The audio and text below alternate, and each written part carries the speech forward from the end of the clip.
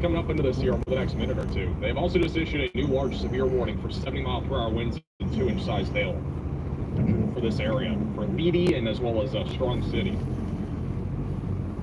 Strong City, that's south of us. We're driving up into the rain here in a minute, and circulation might be crossing over the road in a minute too.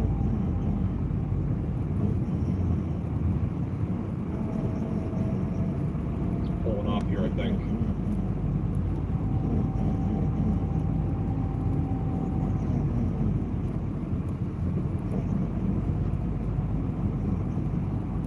This tracker has an updated bottom right. No, just did. All right, so he's wow, that cloud ground lighting. He's basically in the almost in the he's in the inflow notch right now, or kind of in the inflow. You look bottom right of your screen. That's his location on the Radar Mega app. That's Hook Echo. That's the inflow going to the storm. So he's basically in the inflow right now. Riley has an update. Go ahead, Riley. Hey Max, I can confirm via that mobile radar truck that this tornado is no longer on the ground and has lifted. However, it does appear that it is going to cycle, so we are still going to be taking shelter inside this tornado warning. Thank you for the updates. Yeah, but looking back at radar as well, you can kind of see in the rotation's definitely not as strong as before, at least looking at our mid-level rotation. But it does look like it's cycling. It is turning more to the right here. We do still have a strong inflow and a large Hook Echo. So this thing is likely just cycling right now, but it may produce another tornado here in the next few minutes. I think. Strong City and Cheyenne. We looked like a tornado there for about 10 or 15 minutes. There's no visual on it because of it being so rain-wrapped and also in a very cooling area, but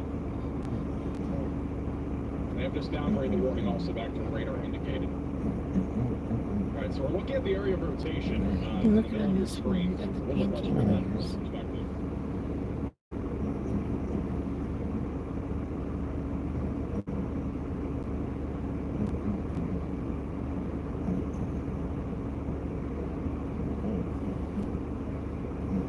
Your screen is the area of interest.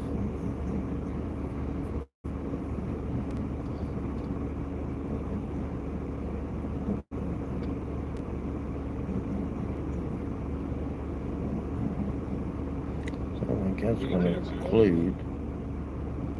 It's going to reform over here.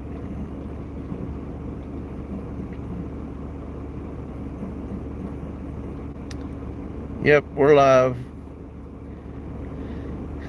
We're in the Oklahoma, Texas Panhandle. Aaron says there's a cone tornado. Hey, River City. This is Texas Panhandle, western Oklahoma. The same storm to the left has been tornado warned and had one on the ground, but I think that one's occluded. I think it's going to reform on this side of this supercell. We've got tornado watch up for this area.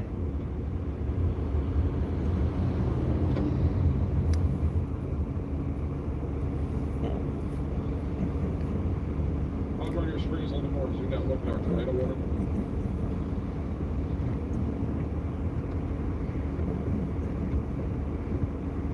So this is Texas Panhandle. We're actually on the Oklahoma side in western Oklahoma. There's a supercell that's coming in over on the left-hand side of the live stream that you can't see right now. They had a tornado on the ground, maybe even two. We believe those have occluded. There's a good possibility of the way this thing's forming and moving to the east that it could reform those tornadoes over on this side of the supercell. We'll be crossing over that roof here in just a moment and then tracking towards Highway 47 in Leedy. Back over in Leedy, be ready for the storm again. It is cycling. We did have a tornado no longer on the ground, but it may drop again at any moment as it continues to track down to the southeast. So this storm in front of us is severe warned.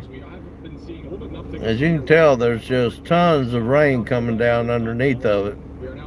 As the sun's going down, the Weather Service has indicated that this could be a new tornado warning has been issued. And then maybe a little bit of damaging wind potential. They have issued a new tornado warning on this storm just southeast of our net. That is going to be back over near 283. Oh, look at that. So it occluded, and it's going to reform over this way. This new warning is mainly because of our rotation moving further to the east than initially. It is actually tracking more and more to the east. So it's this one right here, right? Yep. So that's exactly what I thought it was going to do. The original tornado has occluded, and we're pretty sure it's going to reform over on this side of the storm. That is going to be for quarter-sized hail and 60-mile-per-hour winds. And as we've already kind of alluded to, all three of these areas of storms are all going to kind of merge into one at some point later this evening, which should turn into a pretty intense mesoscale convective system as this eventually moves on to the east. So be ready for this line of storm, or be ready for this to turn into a line of storms here over the next few hours. But we got a lot of rain coming towards Wichita, and that's going to lead to a very elevated threat of flash flooding. Also, this tornado storm is moving southeast at about 40 miles per hour in Ellis and Rockford Mills counties. It will eventually. That is a storm, indeed. Assuming that this thing does. This is western Oklahoma. I think it will probably continue to produce. This storm's coming in out of the Texas Panhandle. It's severe warned. How would you like to have this coming at you? We're actually on the south side of this storm, looking to the northwest. The original tornadoes that was on the west side of this storm has occluded and lifted, and we believe that the energy is going to reform them over on this side. Anyway, that's our belief. That Weather Service is not telling us that. Fire off here around Chicago and Indiana, right around 3 or 4 o'clock in the afternoon. We got a bunch of them that fire off in this little segment here. You could easily see a few tornadoes. Even in the Yes, we are chasing these storms today. The environment that this storm's in is ripe for intensification. They've got a 4 out of 5 risk on this area up through, I believe, 10 o'clock tonight.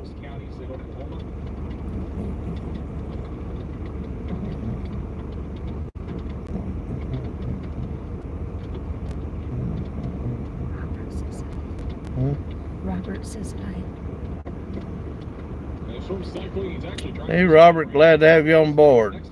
We were going to go live earlier, but we were in a bad position, and most of the storms that was firing up behind us were basically just hail-producing rainstorms, and we just didn't want to get in the middle of that.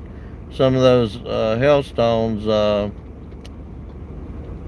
F5s today. I think the most we could expect is EF3s. The one that touched down a while ago probably had 120 mile an hour winds in it. While the environment's good for producing tornadoes right now, particularly in the area that we're in, it's just not, and we don't have a cap on it, so there's no cap, and we've got good dew points and good cape, but it's just not an environment today for EF5s. And it's a little late in the season too. That's not to say there couldn't be one. Tomorrow's going to be a more enhanced risk going into Illinois, Indiana, and Michigan. Cape Girardeau area of Missouri. I really expect more tornadoes tomorrow than tonight or today.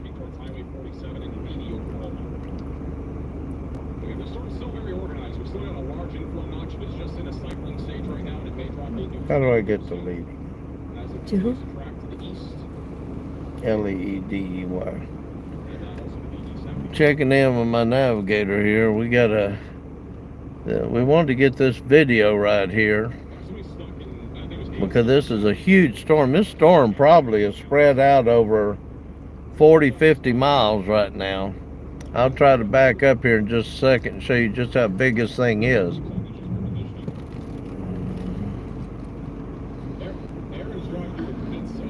But this thing goes all the way back over there into Texas, and then all the way back over here where we're at in Oklahoma.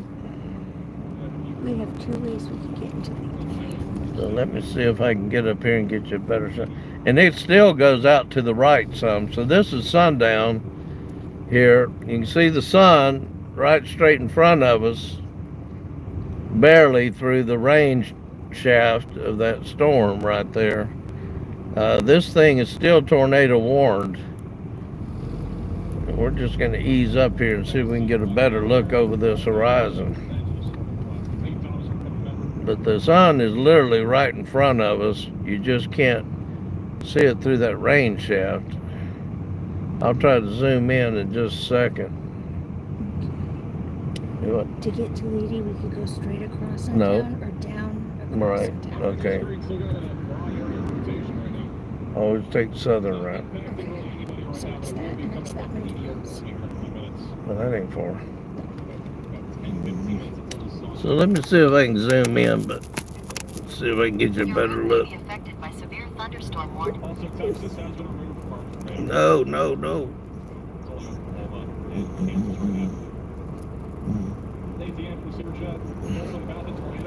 I did it again. Hold on, people. I'll get that off there.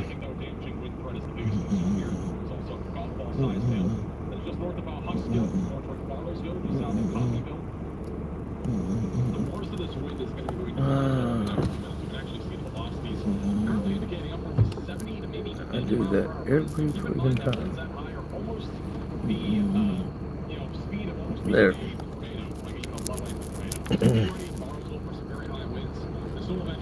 Sorry about that.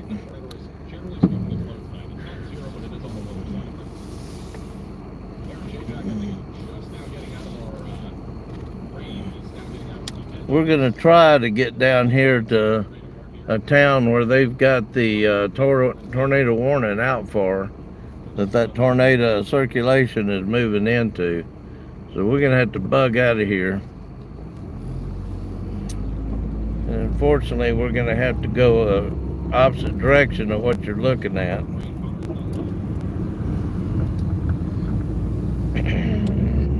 In 1 mile, you're going to take a left onto 183. Oh, I go straight? Yeah. Really? Yep.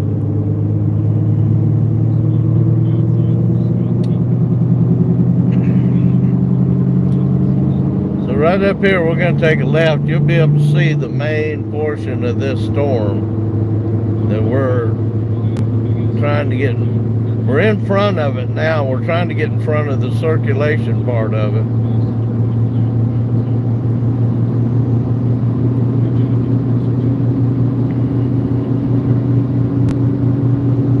Oh, you can see the sun better now.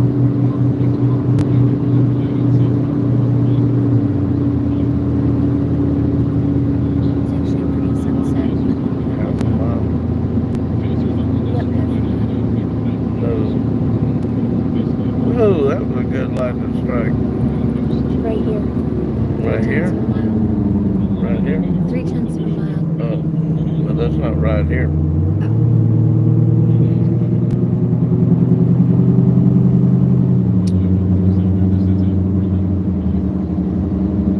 One-tenth of a mile.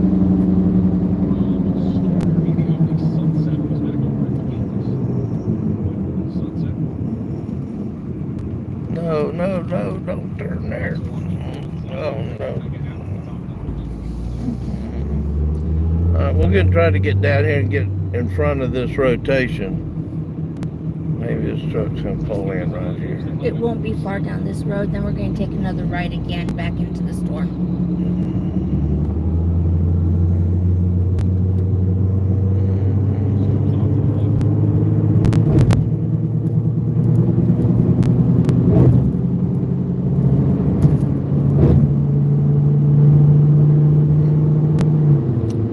Trying to get down here. This thing still may drop another tornado. We just got to get down here. It's still tornado warned. There's going to be a lot of lightning in the storm as we get close to the center of it. Curtis is asking what part of Oklahoma and Texas. The closest town that you'd be able to probably see on the map would be Woodard. W-O-O-D W-A-R-D. We just left Selling and we're headed back to the west, south-southwest. Towards Lady.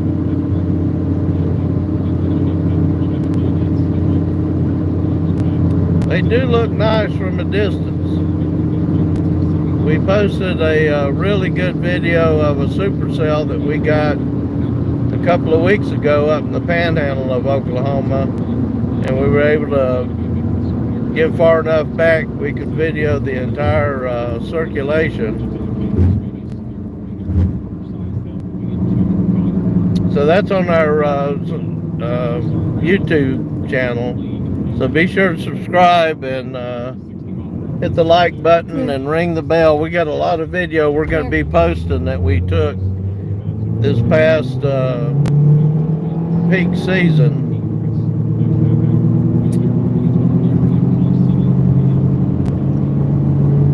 We've got about 120 videos out there right now.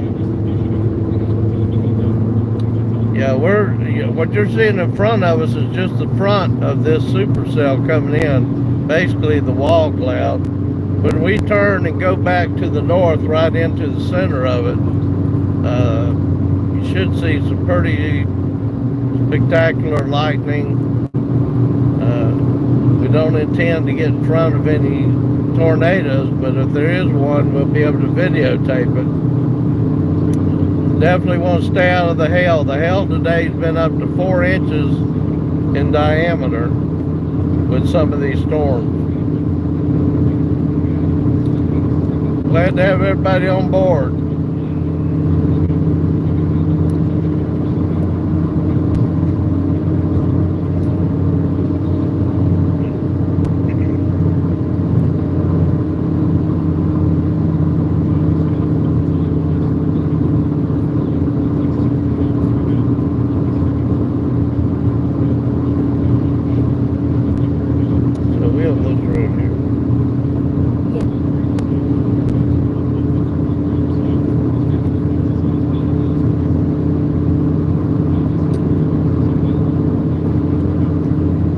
We've been doing this for years and we're still around. It's just a matter of you just don't come out here and chase storms without knowing what you're doing, and you just don't drive into them unless you know what's inside of them.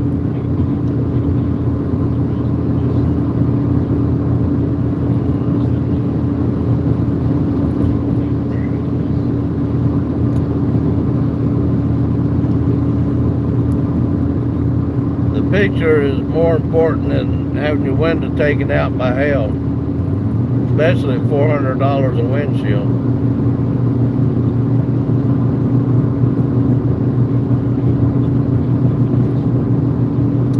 But the storm structures and the view is worth coming out here and seeing them. Those that are, if you're from the East Coast or other places of the country or other countries, you just don't see storms like this rolling into your backyard unless you're out in the Great Plains, upper and lower Midwest.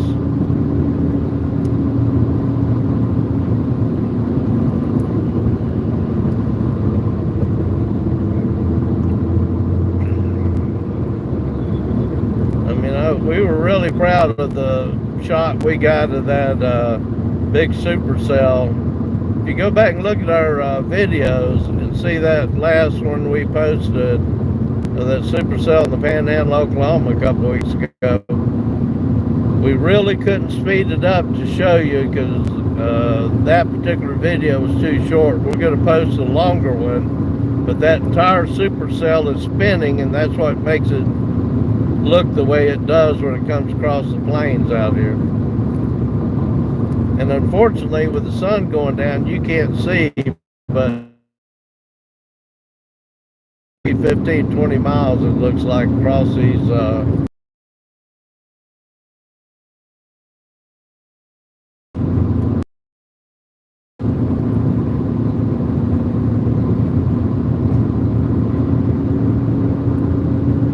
we get a chance to get a good view back to the right. I'll pull over for a second and let you get a view of the center of this storm. We're actually going to take a right shortly. Oh, screw that storm warning. For destructive 80-mile-an-hour winds. They thought we was going to have a derecho out here today. with up to 100-mile-an-hour winds, but the storms are not big enough as far as being wide enough to be declared a derecho. But we do have winds. We just had a notice pop up on our cell phones of emergency for severe thunderstorm with 80-mile-an-hour winds. Basically a Category 1 hurricane. What? In that much we take Okay. right. So you'll see this, the center of this storm here in a minute.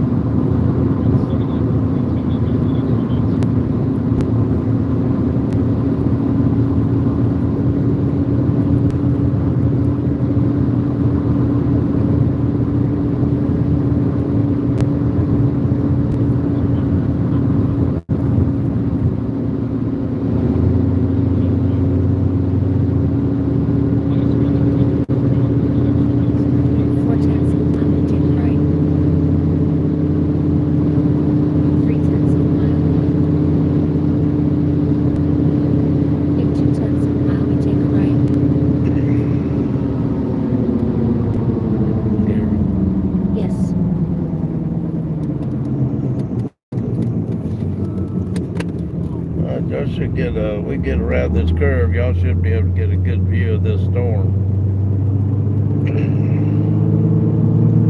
How far on this road? 2 miles. And then take a left. Yes.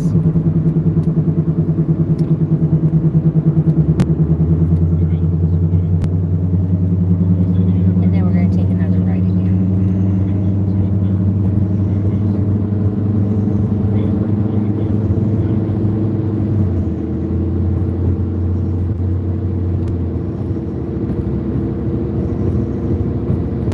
Now you can see the entire structure of it from the bottom to the top.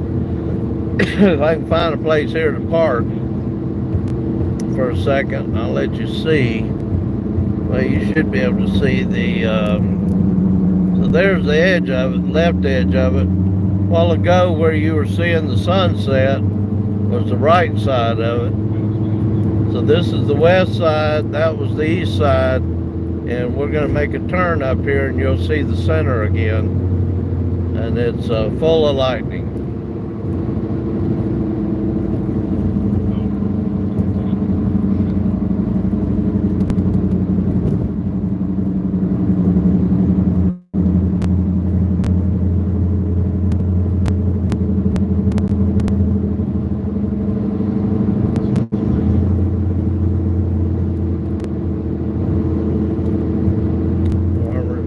Trying to get some of their crops in before the rain gets here.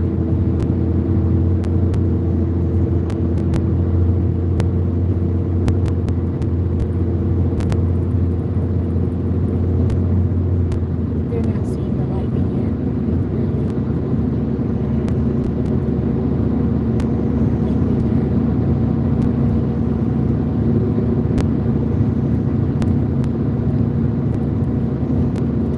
It sounds like it, but we're actually not going that fast.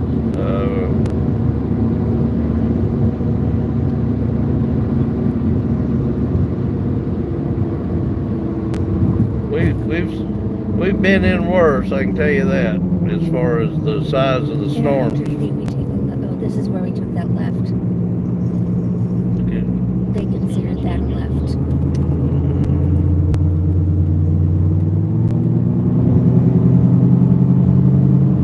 Back to the right at any point. In 3 miles.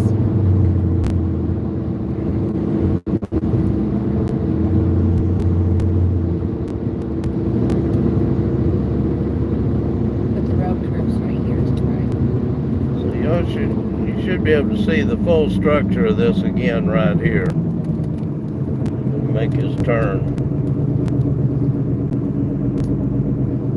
Yeah, so now you'll be able to see it as we get up here on this ridge or plateau. I think they call them mesas out here. It's not big enough to be a true plateau.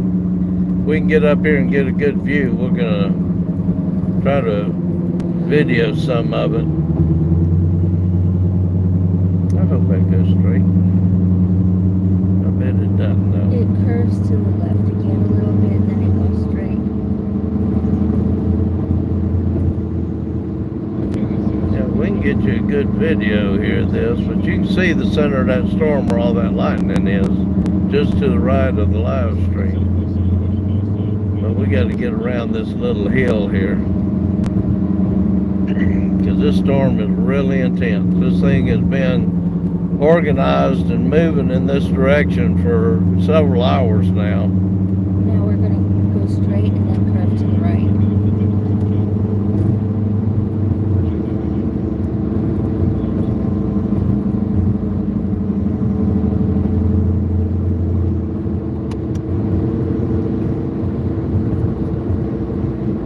This is a huge storm.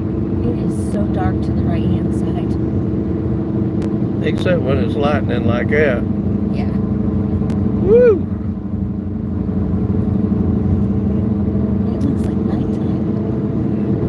Yeah, you haven't seen nothing yet. Wait till we make his turn. You can see some of this lightning lightening up the inside of the car. Michaela Huddleston says hi.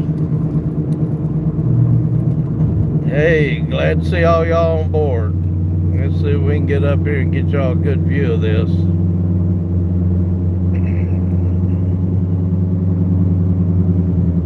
Hopefully there's a place to pull over on top of the hill.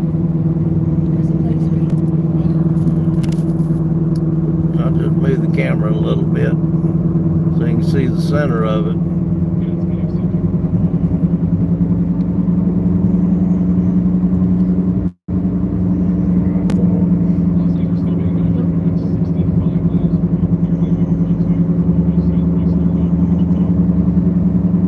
There you can see how high it's up. I don't know what the cloud tops are, but I'm sure they're over 30 or 40,000 feet.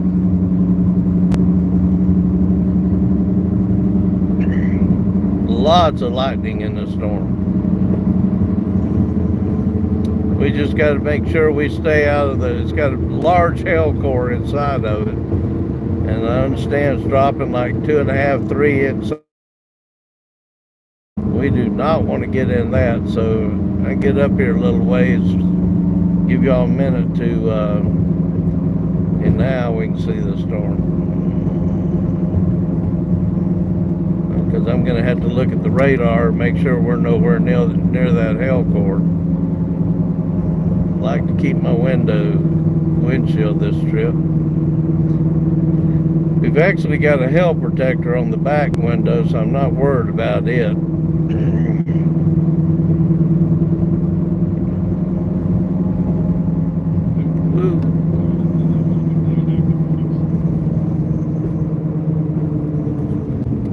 This right? Yep. See if I can find a place to pull over here. Look at that. You can see the structure of this thing really good up here on this hill.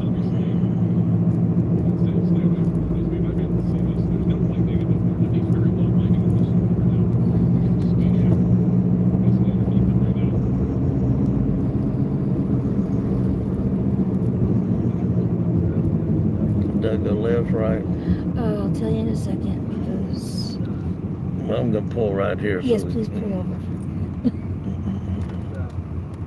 So we're gonna let y'all can see clearly the bottom what we call the U shape of that storm.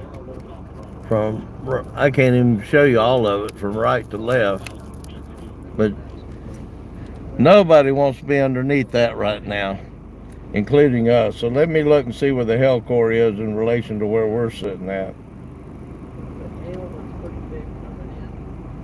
So I should take a left here, right? You want to go. We were going straight. I needed to go down to Putnam. I'm too far north. Oh, you wanted to go to Leedy before. Yeah, but you're taking me into the middle of the storm. Oh. So we want to go to Putnam now. I want to get back to, actually get me all the way down to Custer City. So Oklahoma.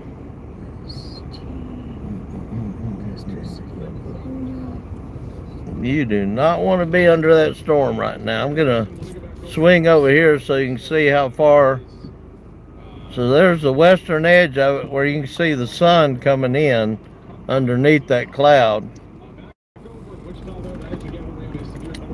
And then it swings all the way back. I mean, we're talking about maybe 25, 30 miles across here. You do not want to be under that storm. That is not a movie. It's not special effects, and it's not artificial intelligence. That is a true supercell that is very angry underneath of it.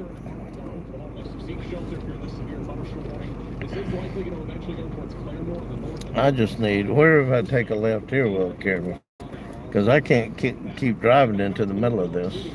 Well, it says to do. Here, I gotta get. It says to do that. What? Take a left? Or go backwards the way we came?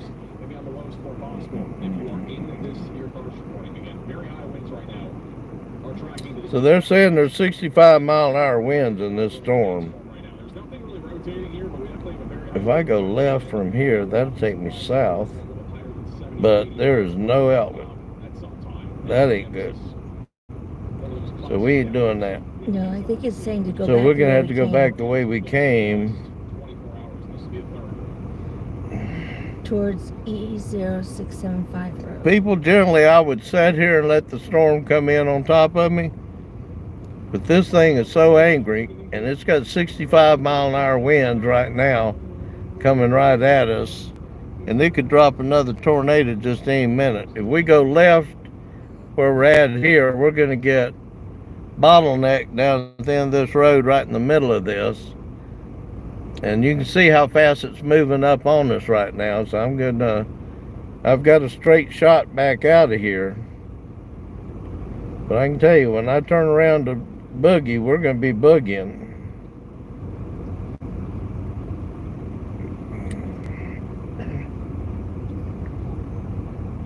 Vicky says, "Hey, sweet storm." Yep. Look how fast that thing's coming in on us. And That's right out of the movies, man. But this is real life. We're out here in western Oklahoma, right at the Texas-Oklahoma border. And this thing is getting ready to roll over the top of us if we don't get out of here. And I'm trying to find if I have a secondary route. So if I go that way, I can't go that way. no, Gotta take me right in the middle of it. no, the best way is to go the way we came. And then go south. Yeah. I've got the directions in the GPS.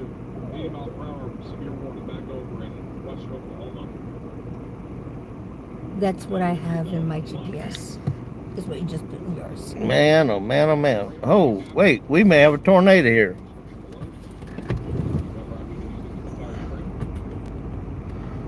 Where? Right there, see it?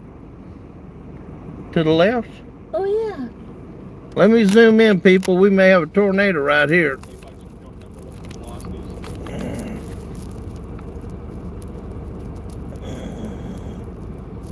Just to the left of that main cloud. I'm going to try to zoom in and see what we can see there. Oh yeah, that's a tornado on the ground. I'm pretty sure of it. It was not there just 5 minutes ago. That's going to be for Butler, Weatherford, and Canton. That'll be for 70-mile-per-hour damaging winds and half-dollar size hail. Once again, this entire line is pretty much moving to the east or cluster. Did we get rotation on that? The tornado threat of this I don't know. haven't really had a lot of rotation ever since seeing that tornado earlier. But the damaging wind threat is definitely going to continue as this thing moves. Oh yeah, there's a tornado on that. It was brief, but it was there. And it occluded that fast? Yep. It was a very weak one. Could have been Scud, but it sure looked like it. So people, we've got to, I'm going to back it back up so you can see. I'll give you one last look at this location. And then we got to get out of here before this thing blows right over the top of us. So, I mean, look at that. So you're going to get more views of it. We just got to get out from under it right now. I think it's going to drop another tornado here in a minute. He's asking where we are tonight. Okay, we're in western Oklahoma, right at the Texas border. But we cannot go to the left or we'll get bottlenecked. Can't go to the right because it'll take us back to the center of that storm.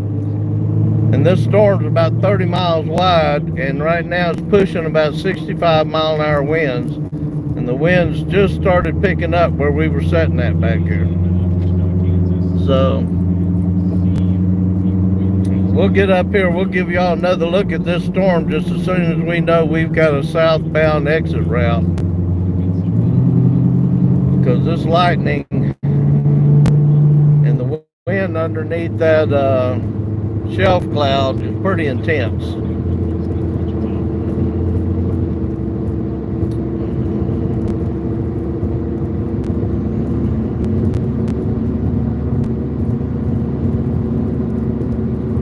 And the big thing is this has got a huge hail core to it. It's been tornado warned twice. Crop tornadoes today. Well, I worry about. I can handle the lightning. I can't handle the hail. Hell takes your windows out. You're kind of open to the elements at that point.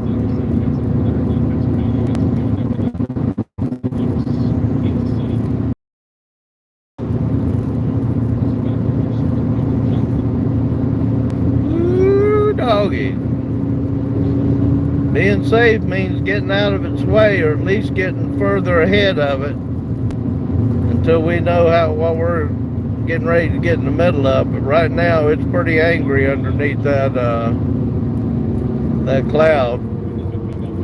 The lightning I can handle. The hail, I don't want to lose any windows. We got the gas on top of the roof.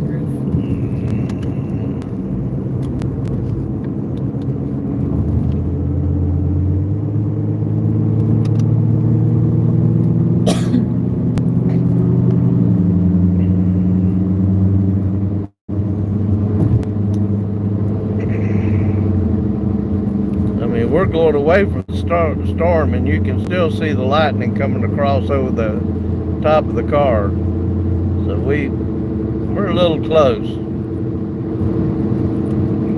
but we've got an exit route, so we're taking it. And we'll get down here a little bit further south and give y'all another look at this once we can get in a better location.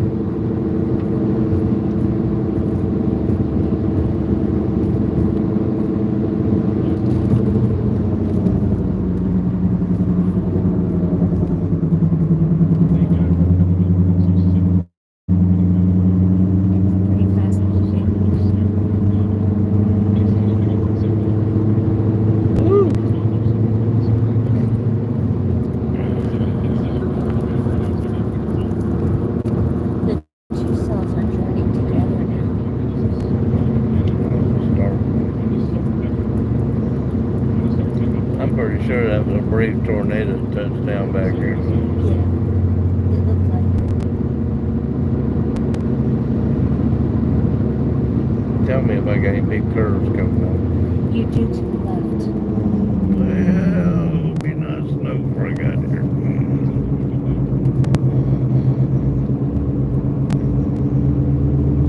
You got a little straightaway, and then there's going to be a big curve to the right. Oh wow, look at that. Look at that. Oh, wow. This thing's going to drop another tornado. We're going to show you something that you don't get to see very often. But it's got what they call a beaver's tail, or the technical name is streamwise vorticity current feeding into the storm. That's a big one, too. I can't find a place to pull over, so I'm just going to have to do this. I want y'all to look right there feeding into that storm. See that tail cloud feeding into the storm? That's the cold air from the front of this storm feeding back into generally where you'd find the tornado.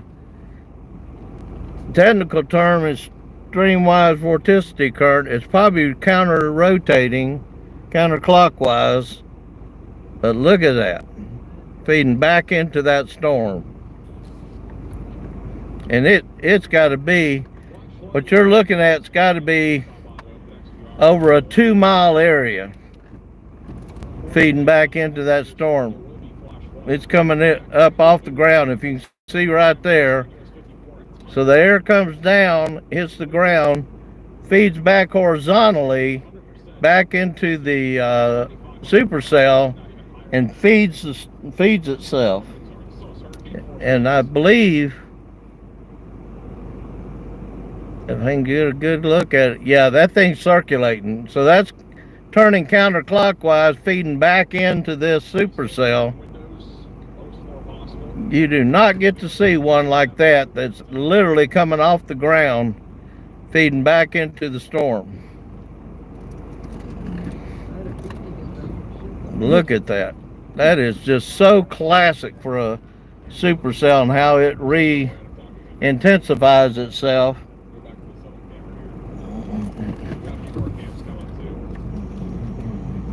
Vicky's asking if we're driving right into one.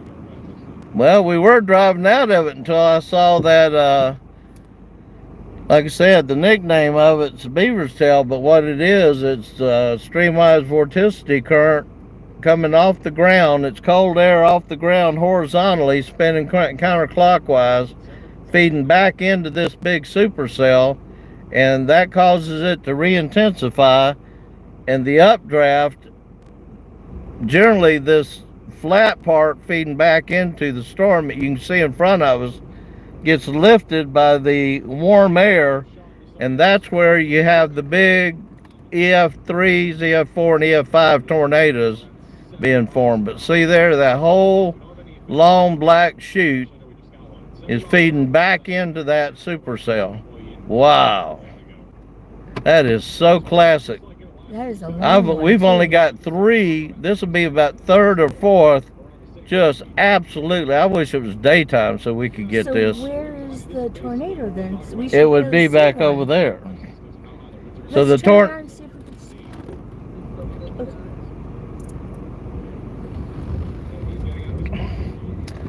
But we got to get out of here.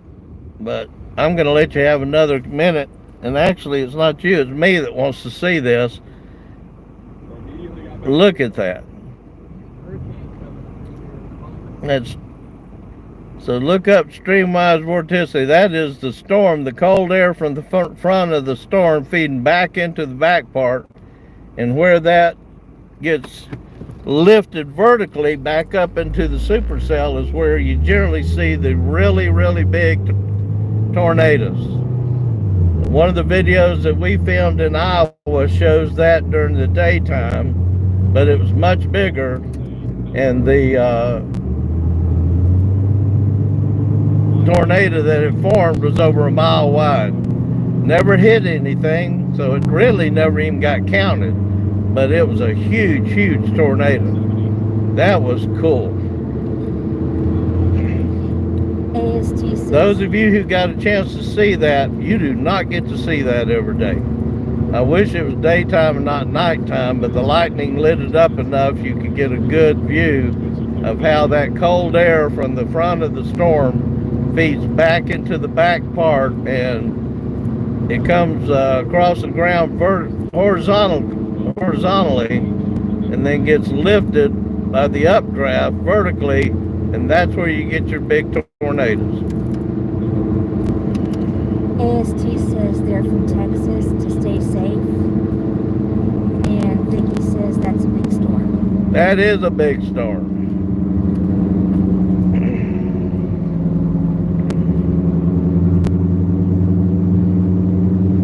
That was a cool shot back here, people, if you got to see that. That may not be there once it gets down the road here. I just happened to look out to the left and catch it out of the corner of my eye.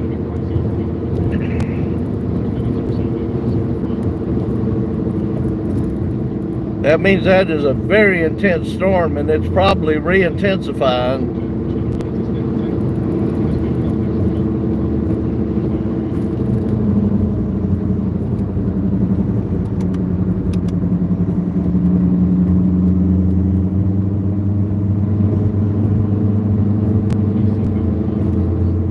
thing's gonna drop another tornado. I just know it.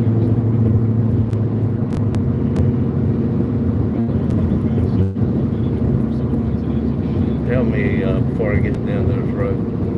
3/10 of a mile. And I turn right. Yes, right after this curve. Okay, so we're getting ready to take our southern escape route out from in front of this storm. We're not finished chasing it though. We just got to get far enough south of it that we can turn around and see how big it is now. On radar, it is huge. This is where you take the right.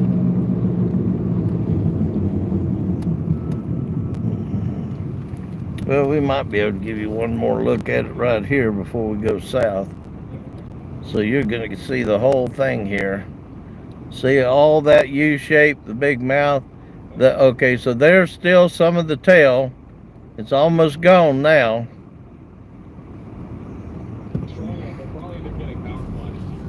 But this thing is re-intensifying majorly.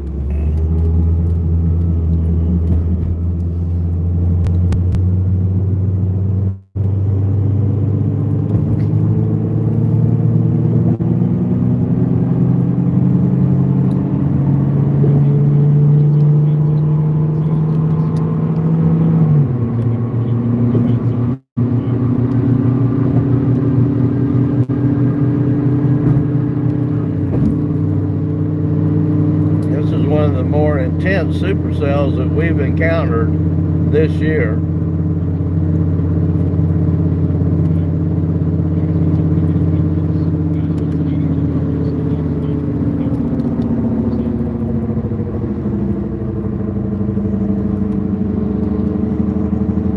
What town is this? Tologa. So if you're just joining, we're in West Oklahoma, right near the Texas Panhandle. This huge supercell's already dropped 2 tornadoes. It's still severe warned.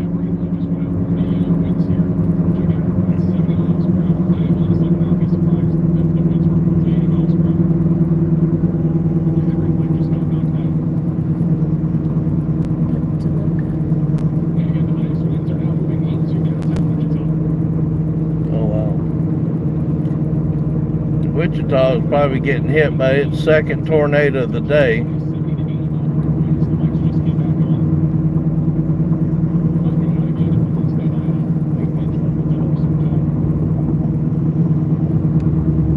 Well, that's about angry.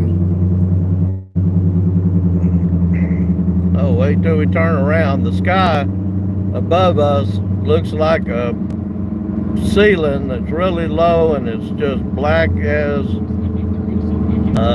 dirt with a lot of lightning in it. So what you're seeing there is not something covering the front of the camera. That's actually the ceiling of this supercell that we're going south trying to get away from, but we'll turn around and give you another look at it here in a minute as soon as we know we're in a safe place. Tell me if I got it. Well, I got it right here.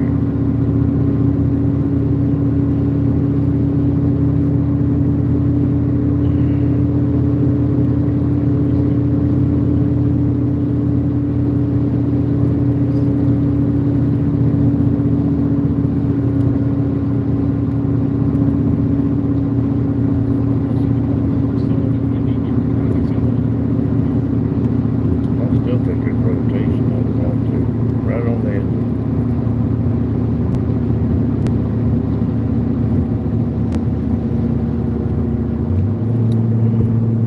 Well, this thing may be moving faster than we are.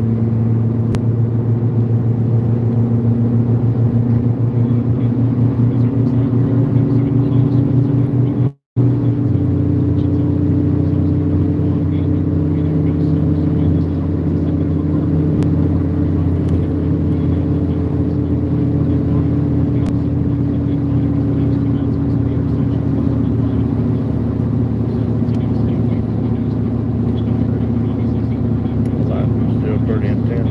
Yeah.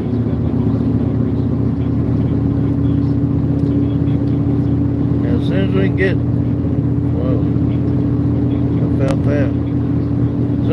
feel that we're safe enough down the road here, we'll turn back and give you another look at this supercell. Man, this thing's pretty intense. Looks like he's coming over to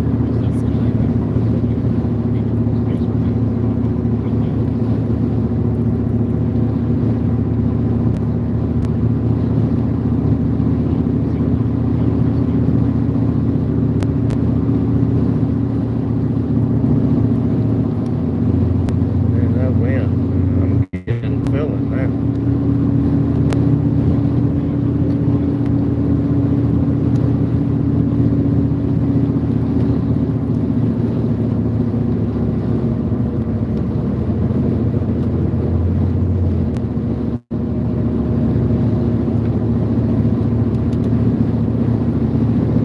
The problem we've got is the only way we can get away from it is go south. It's so wide we wouldn't have enough time to go east or west to get away from it. Whoa!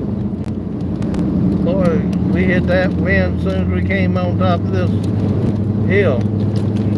Look at what's blowing across the road in front of us.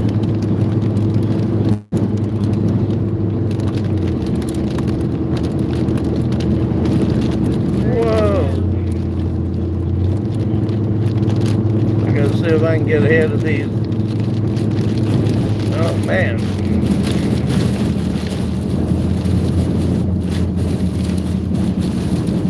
Whoa.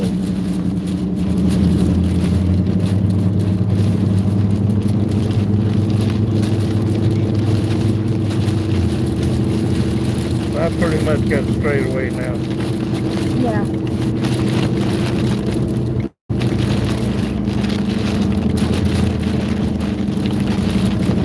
I don't know how this thing caught up with us.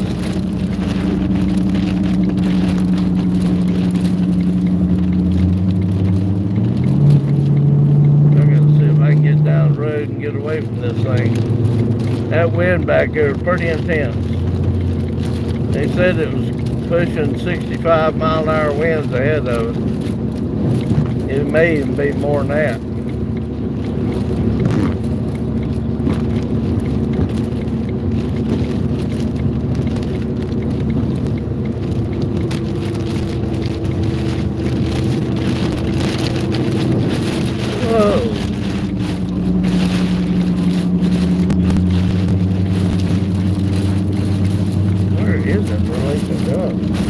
We're right at the edge of it. We got to get out of here.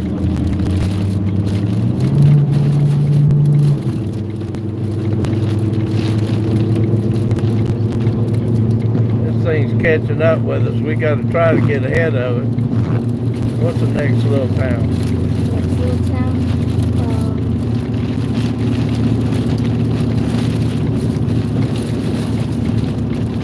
Give me my help. Putnam is the one we're coming into now. Can I have my help? Yeah.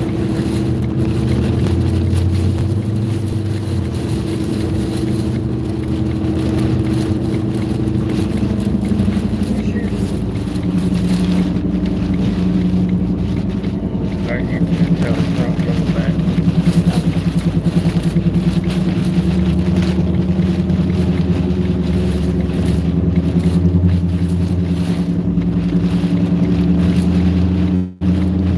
Where's my rear light on? No, my rear light, Back please. up.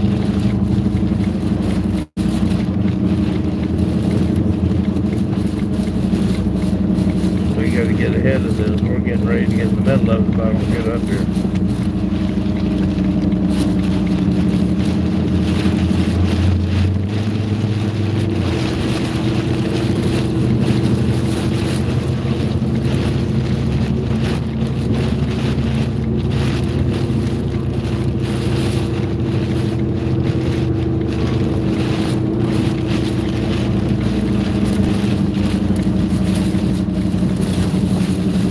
Oh man.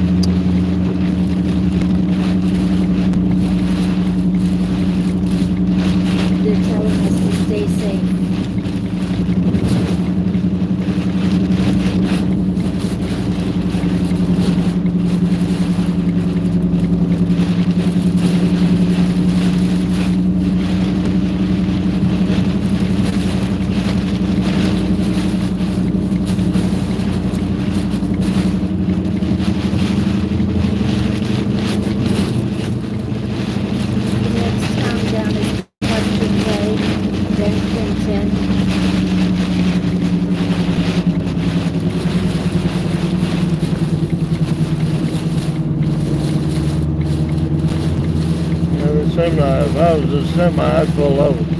Yeah.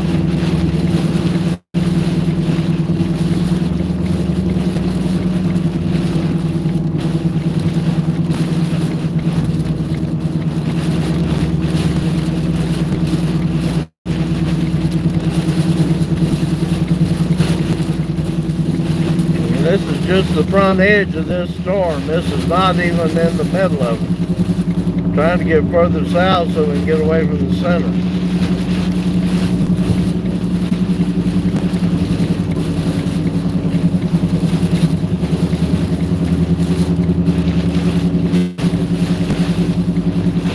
Can anybody see the road in front of us?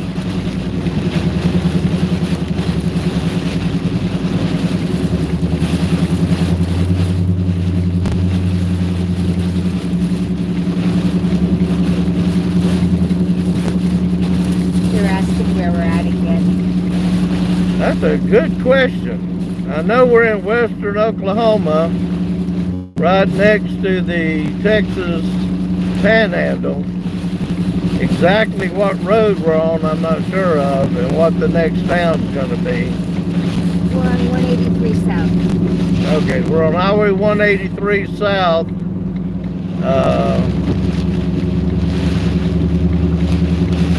And there should be, we're not too far north of Elk City, but I'm not sure exactly how far. Clinton, I meant. So when we get to the end of this road, we'll be in Clinton, Oklahoma at Interstate 40.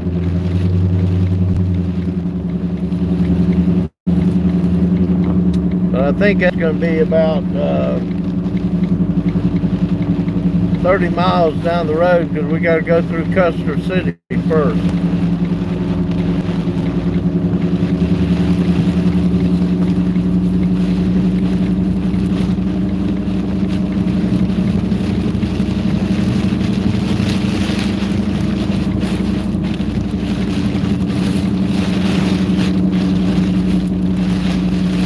Edie says it's rain wrapped. It's a rain wrapped tornado, is what Edie says.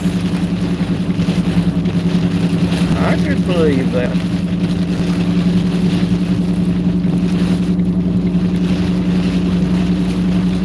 What car are we driving?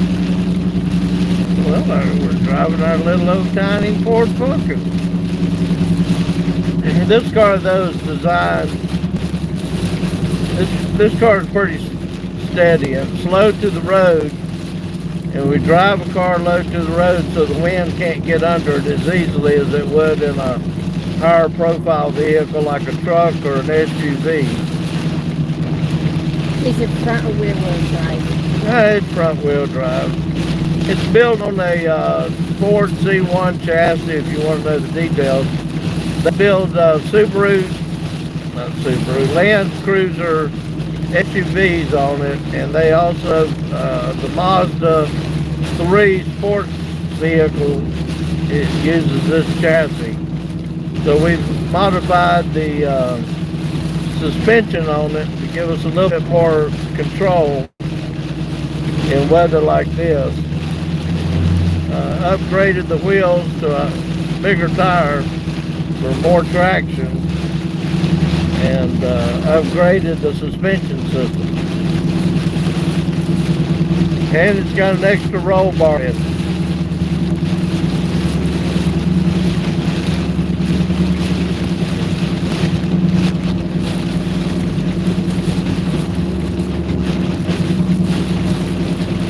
And we got our helmets on. And you know, if we're putting our helmets on, we consider this storm pretty intense. Edie says get out of there. Well, that semi wasn't in front of me. You gotta be able to see the road to pass.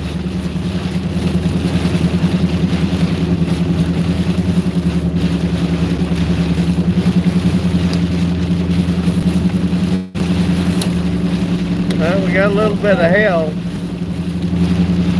But I think the hail now is down to probably quarter size I don't think there's any large hail in this anymore. There's hail, but not golf ball size or bigger though.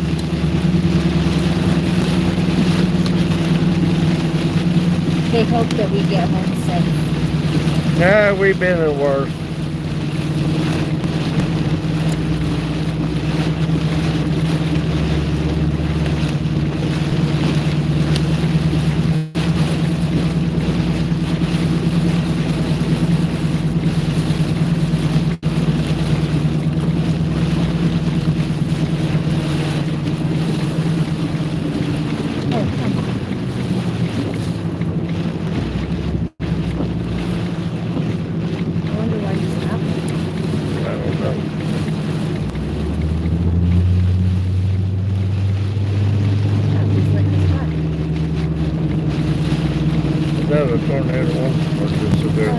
Severe thunderstorm warning for destructive winds 80 miles an hour plus.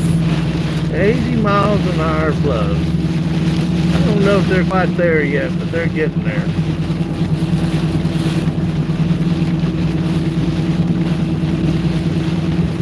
Maybe that's why he pulled over and doesn't want to get hurt. I think he pulled back on the road, I'm not sure. He may have pulled off totally though back here.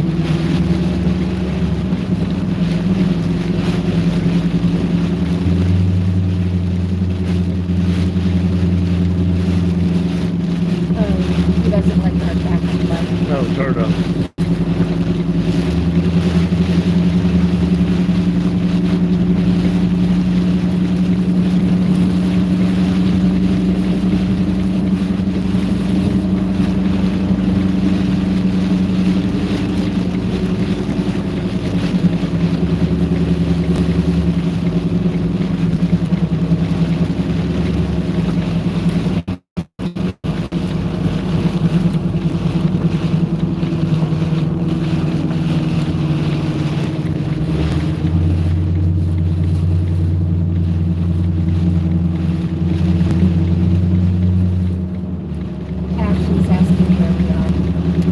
Western Oklahoma, right up against the Texas panhandle.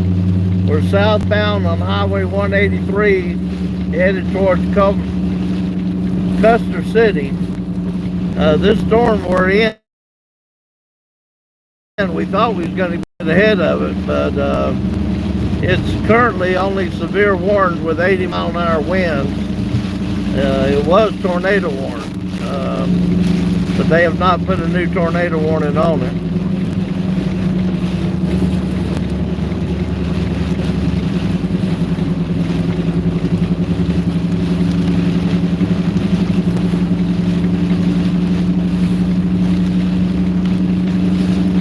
I'm sure there's a road out there somewhere.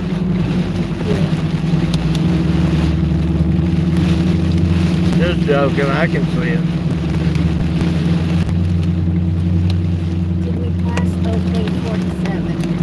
I don't know. What's this say right here? Okay, 47. Do I keep going straight? Yeah, keep going straight. We just passed OK 47.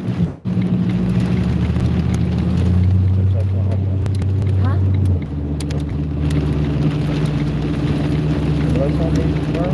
You don't need to say anything. Okay. They asked if we passed that road. Oh. We just passed Oklahoma Highway 47.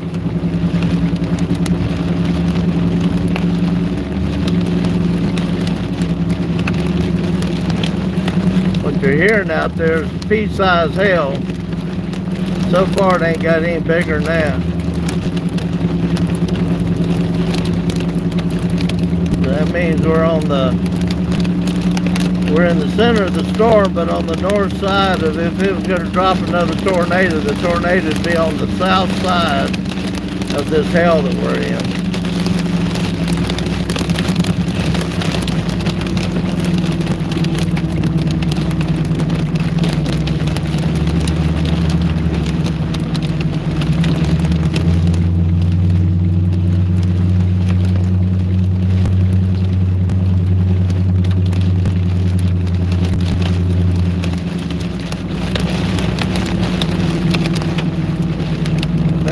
getting ready to come into Custer City.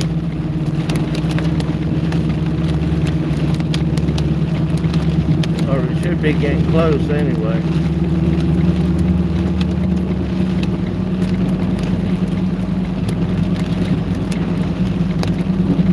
But this storm is we're just on the leading edge of this storm.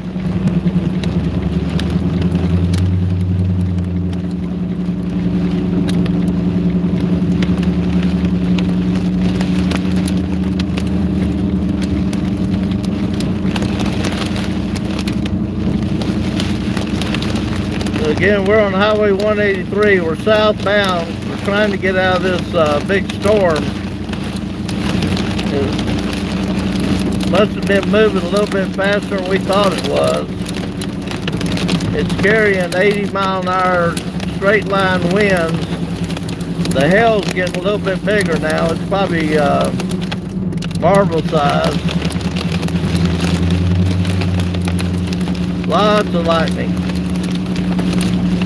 Lightning I can handle. It's the hail I don't like.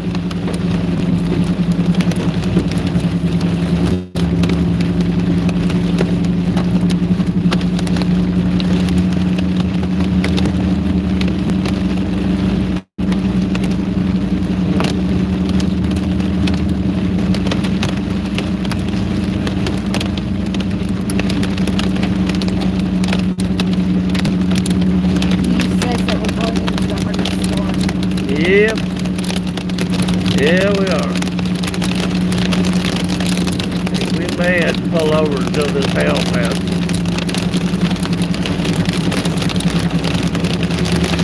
Let me know when that side rail goes away over there.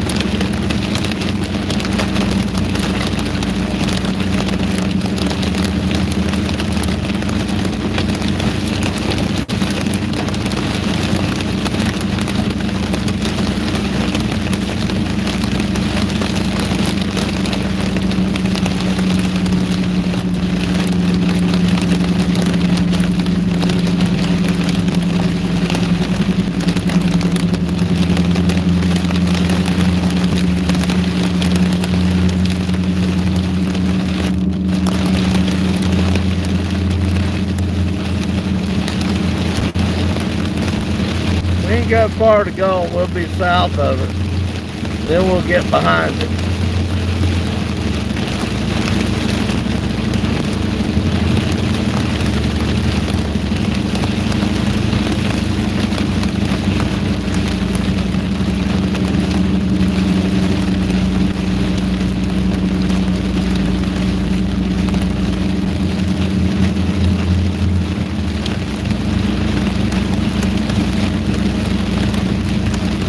Hey, if you ever decide to put spotlights on your truck or car or Jeep, the white bar light that we've got on the front does us absolutely no good in rain like this. Always put amber lights up here. We're running 24,000 lumens of amber light, and and that's why we're able to see. Plus, I'm wearing my amber glasses, similar to shooting glasses that's yellow. It cuts out the glare so I can see the road better. But white lights in a situation like this, bar lights, are absolutely useless. We keep the white light up there, and it's actually tilted up 10 degrees just so we can see debris flying in case there is a tornado nearby. We can see debris up in the air above us. We did that after Rolling Fork in Mississippi back in 2023 when we almost drove into that tornado. So Electro says that the radar shows the storm traveling east with the floor to our right to the east. Yeah, we're going to be south of it though here in just a minute, and this should stop.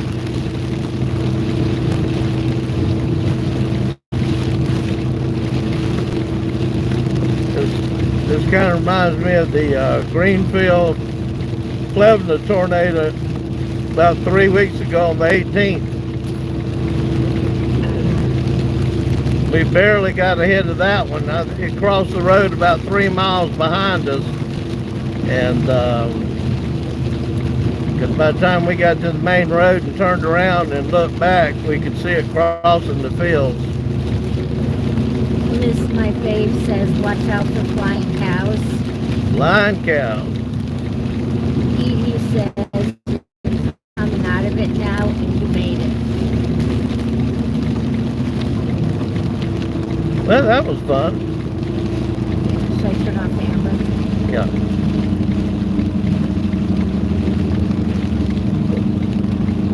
Yeah, we're south of it now, but what we're going to do is we're going to go on down and hit Interstate 40 and head towards Oklahoma City and get in behind this storm.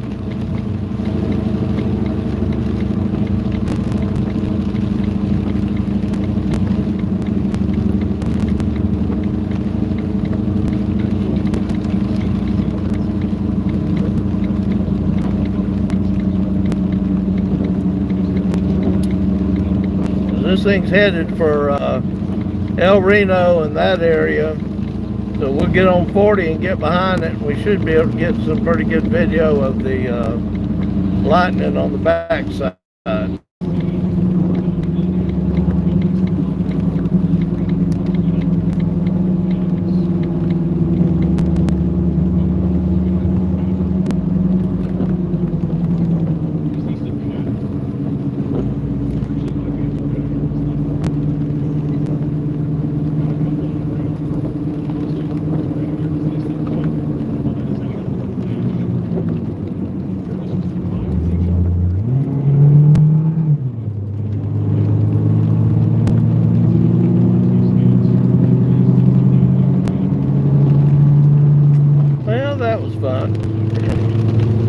Didn't quite expect to get into it. We was hoping we was going to stay ahead of it. Probably stopping to shoot that influx of air back into the streamwise vorticity current. We lost 5 minutes, but that's okay. We've drove through worse. As long as it's not big hail. I worry more about the hail than I do an EF3 tornado sometimes.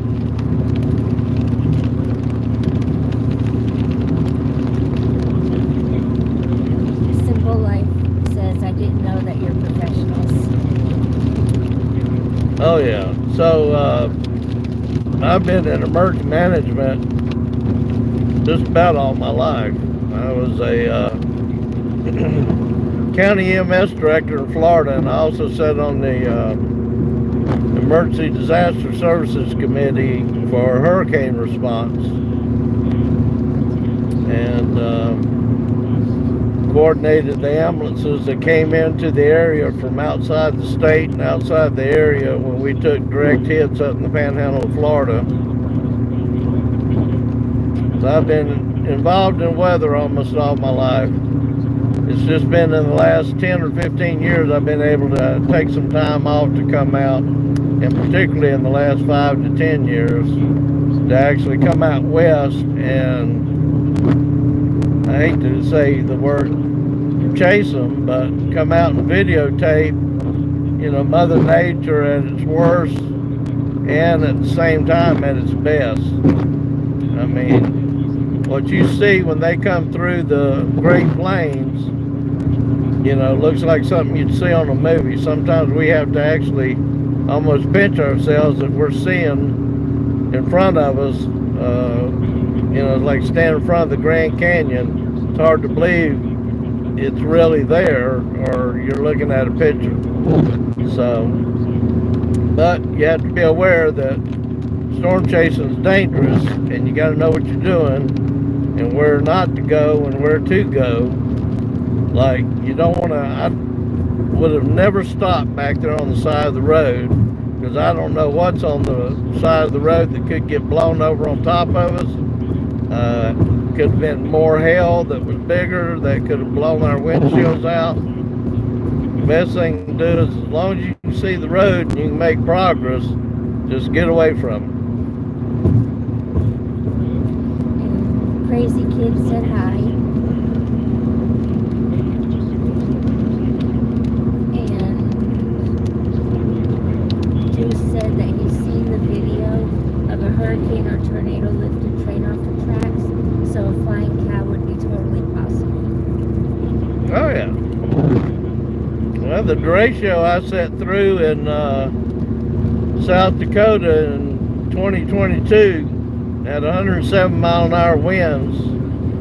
Turned the sky. 4:30 in the afternoon, it went from daylight to I couldn't see the headlights in front of my car in about 2 minutes. They thought there was going to be one today here, but just wasn't enough energy. And but to me, it was like sitting through a Category 3 hurricane.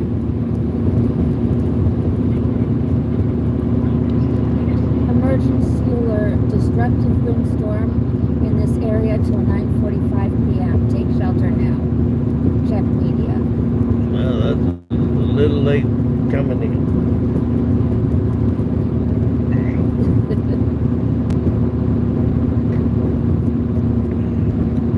The other thing that helps too is I've been through so much emergency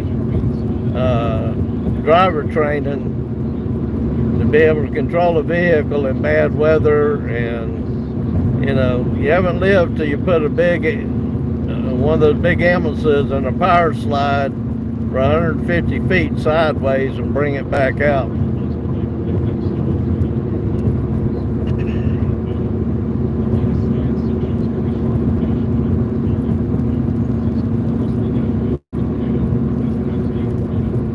They always taught us to drive out of an accident because all accidents are avoidable. Sometimes it's easier to drive out of an accident than stop and just get hit.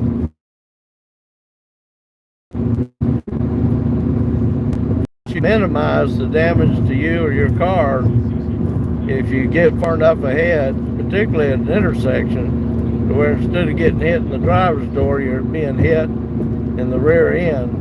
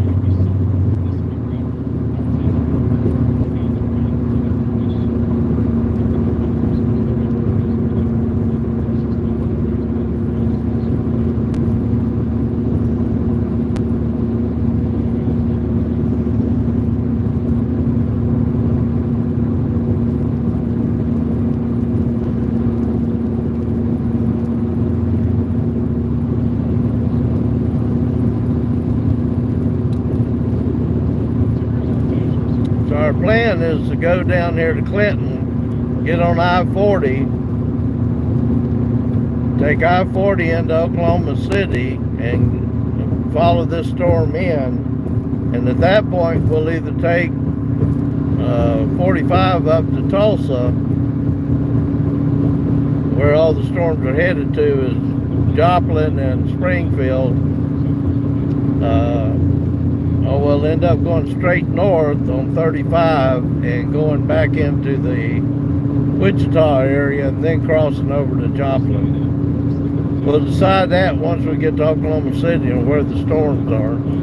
We're far from being over tonight or finished.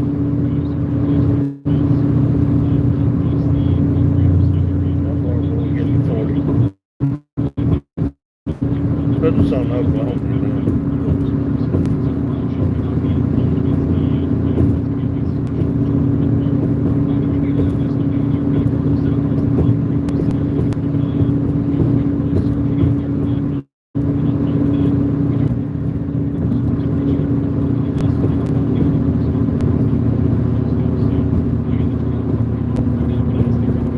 Okay, 5 miles. glad to have everybody on board. We all made it through.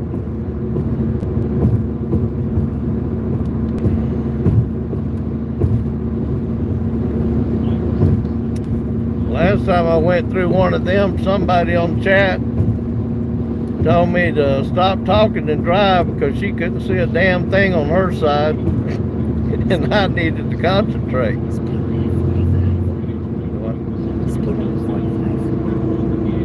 How far? Oh, 35. How far to I-40? 4 miles. So we're almost to Clinton. We'll get on I-40 down here and go back to the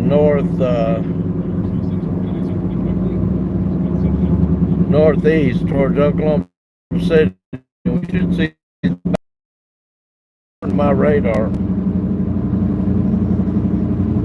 We're not going to drive through it again if I can help it.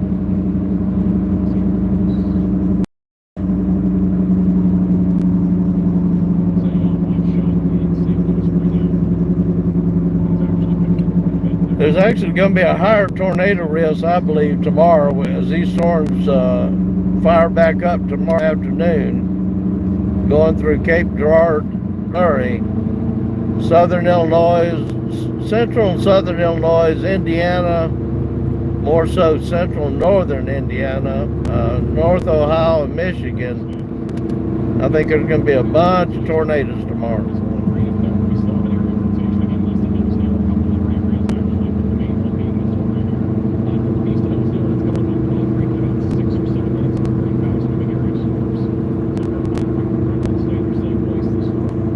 We're getting ready to get on I-40.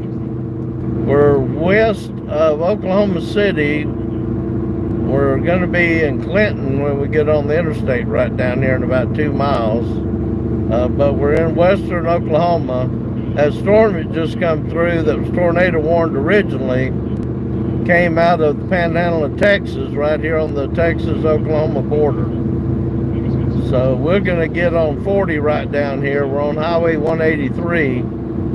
I'm not sure quite how far we are out of Oklahoma City, but I would assume we're about 50 miles at least.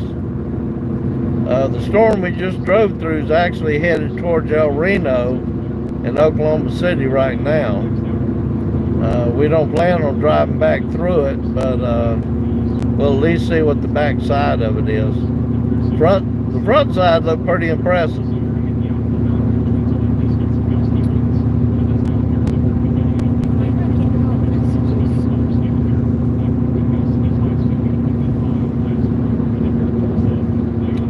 Yeah, the storms,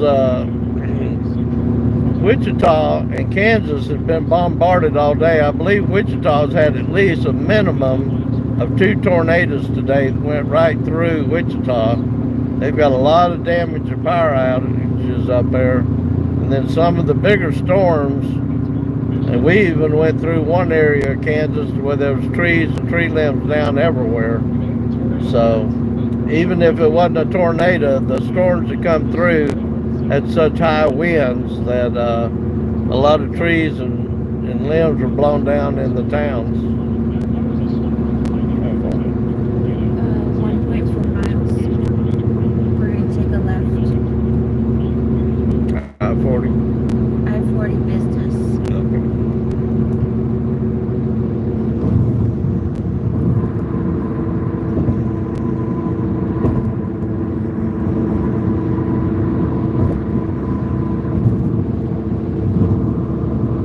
I'll tell you, the video footage we got of that supercell back there with that vorticity current feeding back into it, that was pretty impressive. You don't get to see that every day.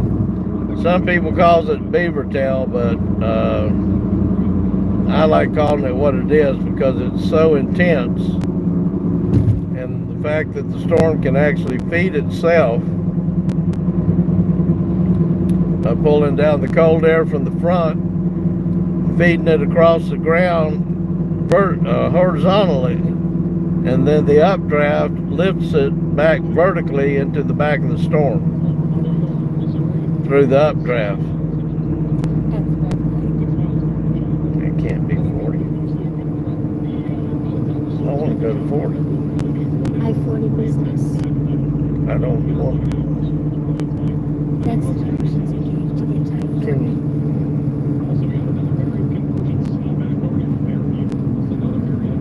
I'm just going to go straight until I hit the interstate.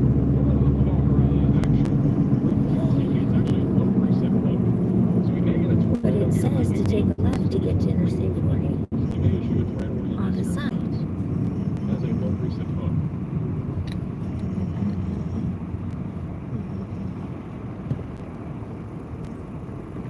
Signs lie. They just want us to go through town.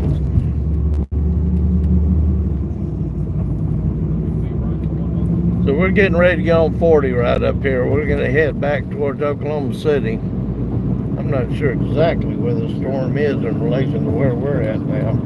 It's supposed to be off to our left.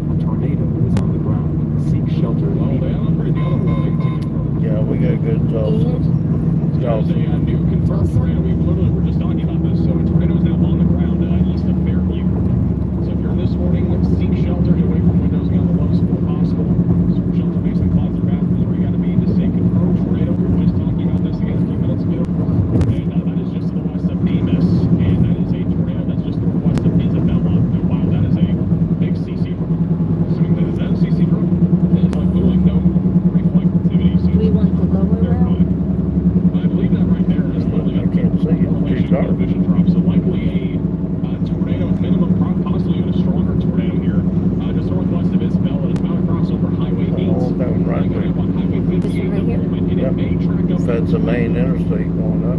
Yes. Seek shelter here this morning and away from windows and get the lowest score possible. This is a dangerous tornado again in progress, likely causing some pretty big damage. There's The other some tornado that's destruction on the on red is the road. requested for inland. So we have two different tornadoes in progress right now.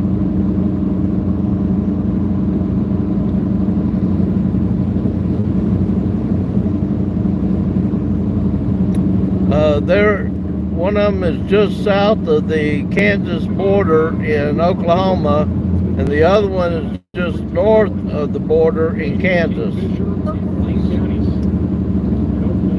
One just north of Oklahoma City, too. The storm that we just drove through has just been tornado warned and it's headed for Oklahoma City.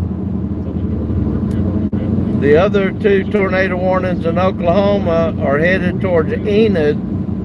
Kingfisher, Hitchcock, Dover, Tunga, all on the map of this, and eventually going towards Crescent. So that storm we just drove through is headed to Kingfisher and El Reno area, and it's tornado warned now. I knew it was going to drop another one. There's definitely rotation to south of Hitchcock. Kingfisher here over the next few minutes.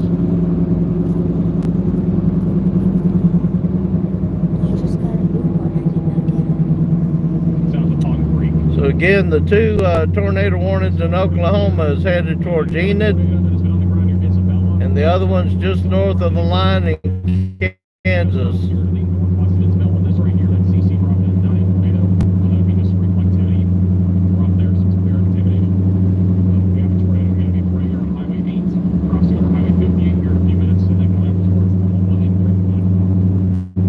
And the tornado that, the storm I just drove through is now tornado warned again, and it's headed towards Kingfisher and El Reno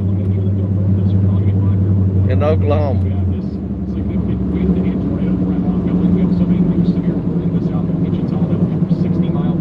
Where did I get on there? We have widespread 70-mile-per-hour winds and a few tornadoes that are happening right now just west of near Oklahoma City. I-40 East. Yeah. Stay on I-40 East. You're on it. This is an urgent alert. Tornado Sure. is on the ground. Yeah. Seek shelter. We have another confirmed tornado. This one's near Kremlin. That's ago, I believe it's this one. That's this one. So this one's been pretty confirmed. Pond Creek and Kremlin, we already knew that this was on the ground about 5 or 6 minutes ago. This will be a radar that have gotten upgraded. This is to confirm. Okay, if you're in Oklahoma and you're in Kingfisher, 270 road. They'll be tracking towards Salt Fork and Vermont. There's also a chance we get a tornado just east of Kremlin. So I assume they're going to extend this tornado. They added this actually an emergency management tornado. So this is now being or Edmond, seen in one radar. So this trying to read all the towns here. You've got a tornado warning, and it's supposed to be on the ground. That's the storm that I just drove through. Is headed directly towards Kingfisher right now. I gotta get off here and get some gas. And I've got to stop here real quick and get some gas. It won't take a minute.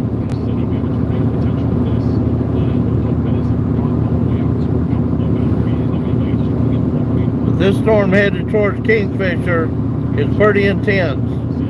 It was pushing 80-mile-an-hour straight line winds, but now it's tornado warned again.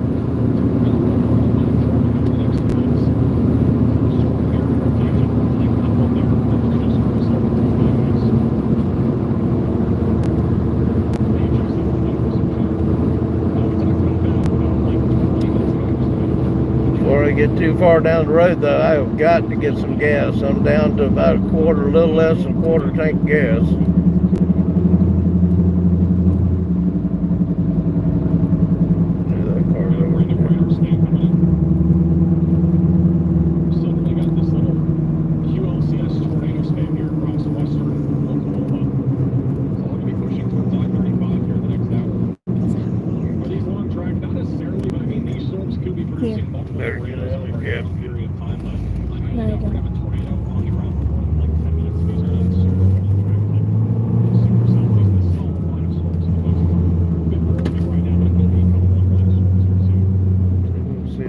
There's that storm that we just drove through, headed towards Kingfisher right there in front of us. I think we still have a tornado south of Pond Creek. Got a little coupling there on radar.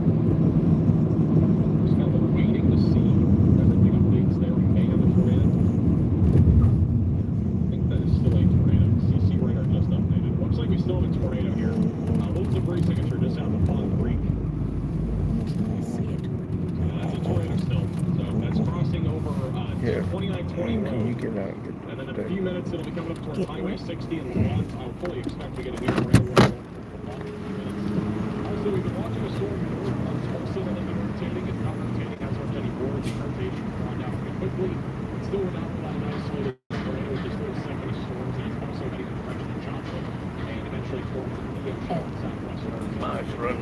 place out here.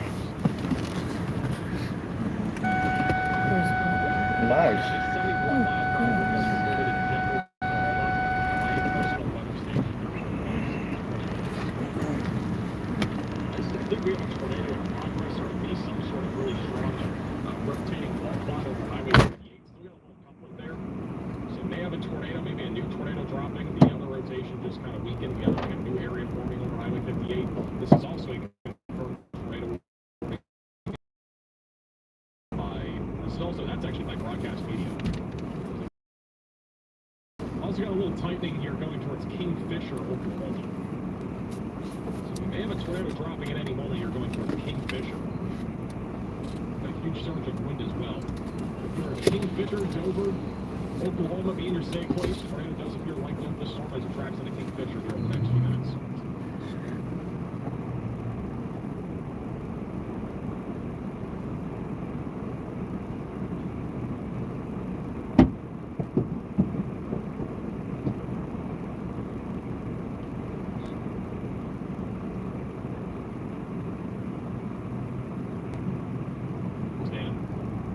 Back up near Pond Creek. We still have very strong rotation south of Pond Creek.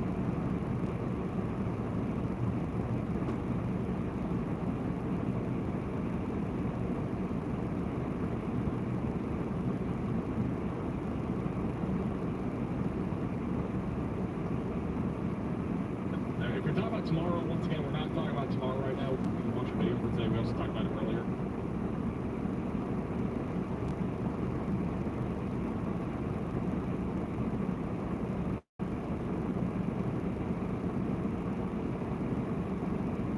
We're not really looking at anything that significant. We got one severe warning near Alton, but that one's already kind of weakening.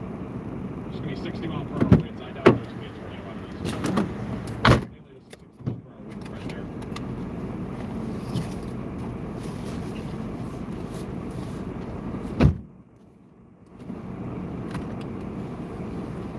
For our Kingfisher tornado warning, again, it is a bit contaminated because this is a bit further away from the radar site. Nonetheless, we still have very strong winds going towards the radar. This is a very strong push coming from our storm, which likely is still around 70 mile per hour winds, maybe up to 80 mile per hour winds going into Kingfisher. And if we get enough of an inflow here, we'll likely see a tornado drop going towards Kingfisher. It's not super tight right now, it is still broad, but we definitely have very high winds heading towards Kingfisher. And then further off to the north, the rotation on our confirmed tornado warning south of Ringgold has gotten a lot broader over the last few minutes, but we may see a new coupler try to form here southeast of Ringgold, heading towards Lahoma. And then our storm near Pond Creek, that one is still rotating quite a bit near 250 Road. No CC drop as of now, but that will be crossing over 60 drink or minutes anything? up on the blocks. yeah, mine's gone really flat. Mine's gone really flat. Oh, an orange. Northwest.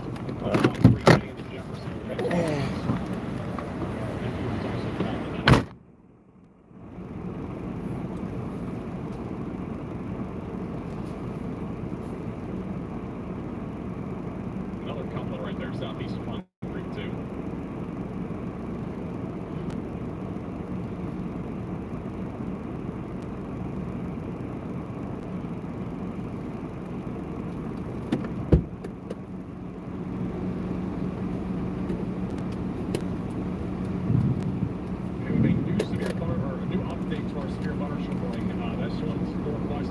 City. They have upgraded it for being observed at 70 mile per hour winds. Just outside of El Reno near Hennessy. 70 mile per hour winds working towards east line.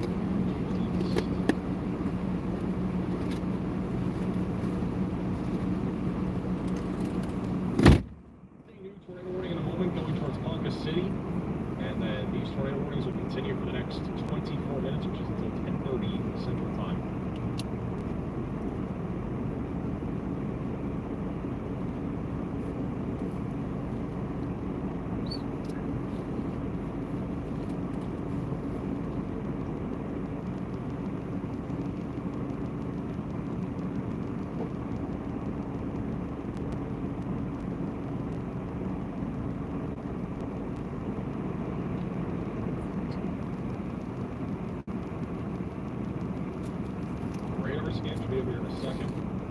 Wichita good to sleep? Yeah, Wichita's good to sleep. The flooding threat's still very elevated, but overall, it is winding down there. We still have really two different areas of rotation on our northern tornado warning. One that's broader near Jefferson. The one that will likely get a new tornado warning is this one east of Pond Creek. That is again heading towards Lamont and Deer Creek here over the next 10 minutes or so. And then we'll eventually go towards I-35. Blackwell is on. Kawa is also in the path of that. But we should get a new tornado warning at any moment for this. The current tornado warning goes for 8 more minutes. It's until 10:15.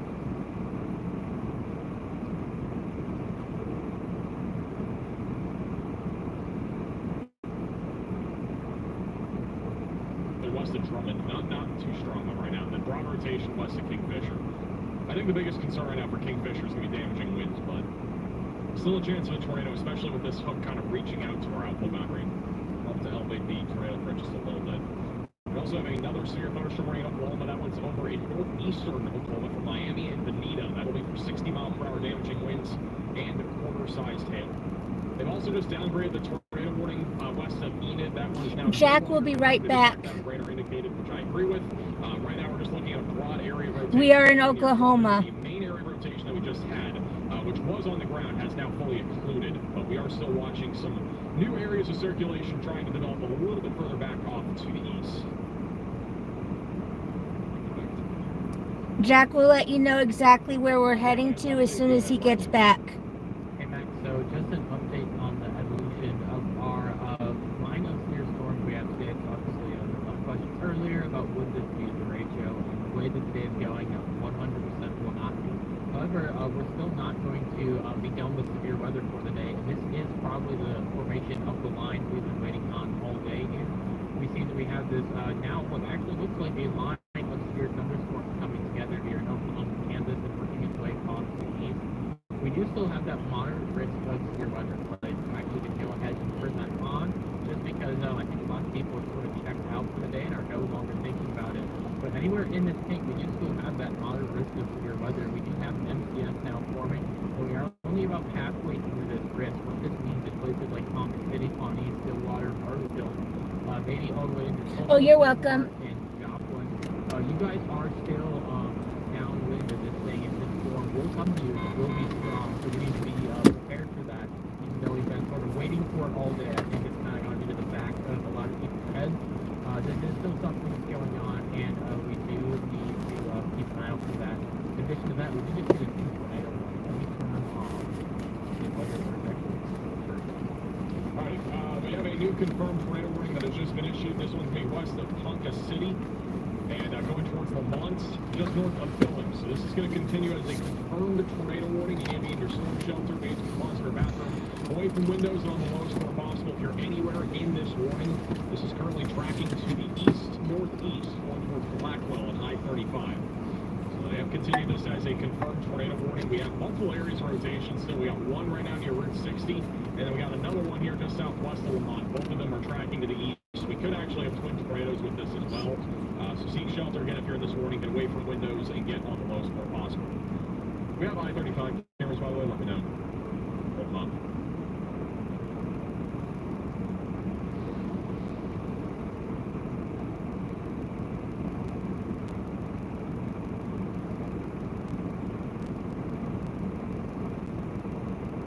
People, it's not including Ponca City yet. Assuming this continues to produce tornadoes, Ponca City will probably be included in the next warning.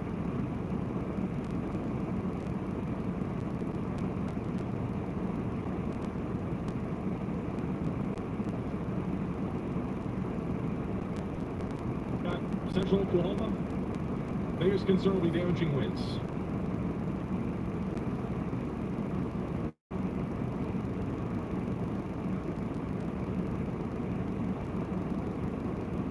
We got a little bit of rotation still in our middle ground tornado warning. That one is near Drummond. Got a couple of areas of rotation. It's not as substantial as before. The one near Kingfisher has also been pretty broad. Mostly just a wind front right now, moving across Highway 3.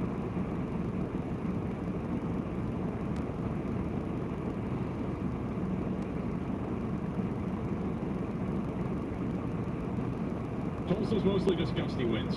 But obviously this is not the only round of storms. We have this entire line coming your way here over the next 2 hours. So this is really the main event, this entire thing. This is why we have a moderate risk of severe weather. We've just kind of been waiting for this line of storms to form, and it's now fully formed. So we're now approaching the main events of this entire moderate risk.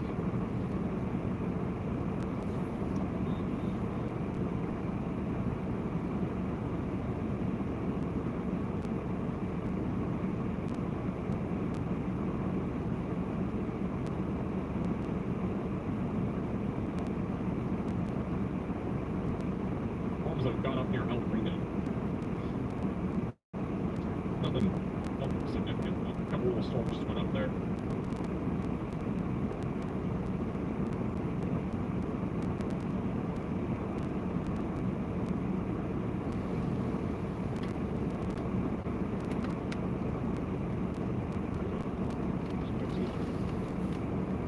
What's the next big storm for Illinois? Tomorrow. We're going to be live tomorrow as well. Top of today. Live tomorrow. Latest radar scan. I'm not seeing anything definitively here for a tornado, but we still have strong rotation again on Highway 60. The tornado was confirmed by weather spotters near Lamont, so this is likely still a tornado in progress. Moving to the east. Continue to stay in a safe place if you are this morning. Tom Caldwell will be in the path of this in about 10 to 15 minutes or so.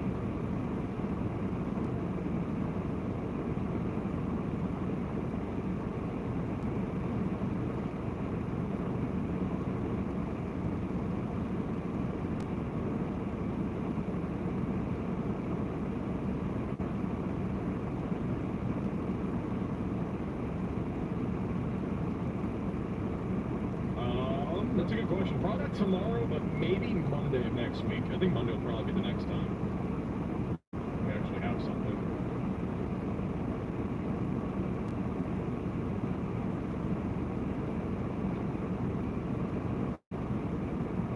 Damn. Going to be upgraded to PDS. Almost no chance any of these warnings get upgraded to PDS.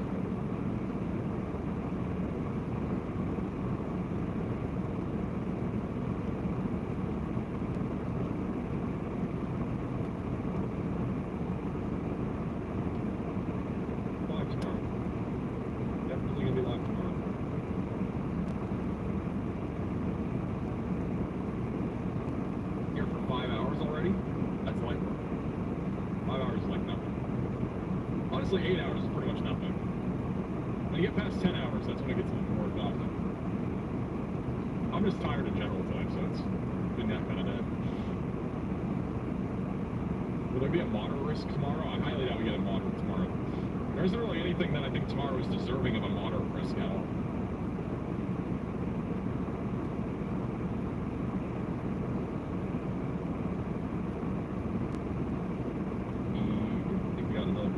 Next radar scan.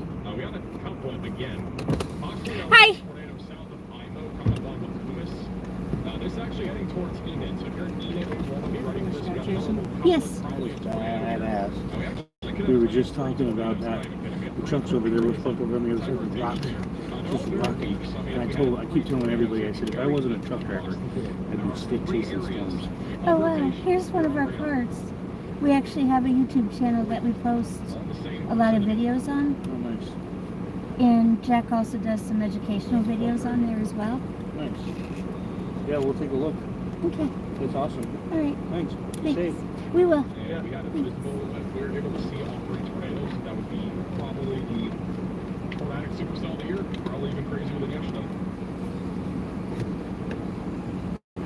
Yeah, now they're on. We got 1. We have 3 tight areas of rotation. Now we're down to 1. So if there's a tornado, again, it's going to be very weak, but that is coming up towards Enid over the next few minutes. The Kingfisher tornado warning has been mostly a wind threat. Not really seeing a lot of rotation. It's very weak rotation over Highway 3. It'll be coming up towards 81 over the next few minutes. Eventually going towards Cimarron City and Cedar Valley. And our confirmed tornado warning still continues for Lamont and going towards I-35 and Blackfoot.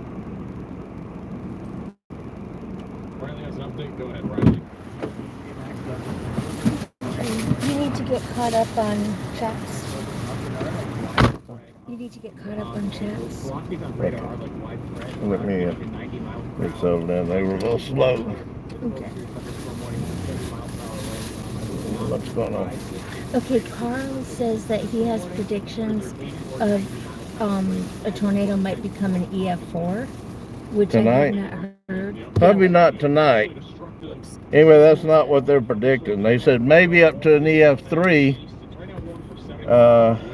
So let me look at the radar. And be careful because he lost his windshield because of hail. Yeah, I hate hail. I'll take lightning. I'll take wind any day of the week. But I hate hail. Max said more of a wind threat here. This one's coming to an end, and possible twins up here. Okay.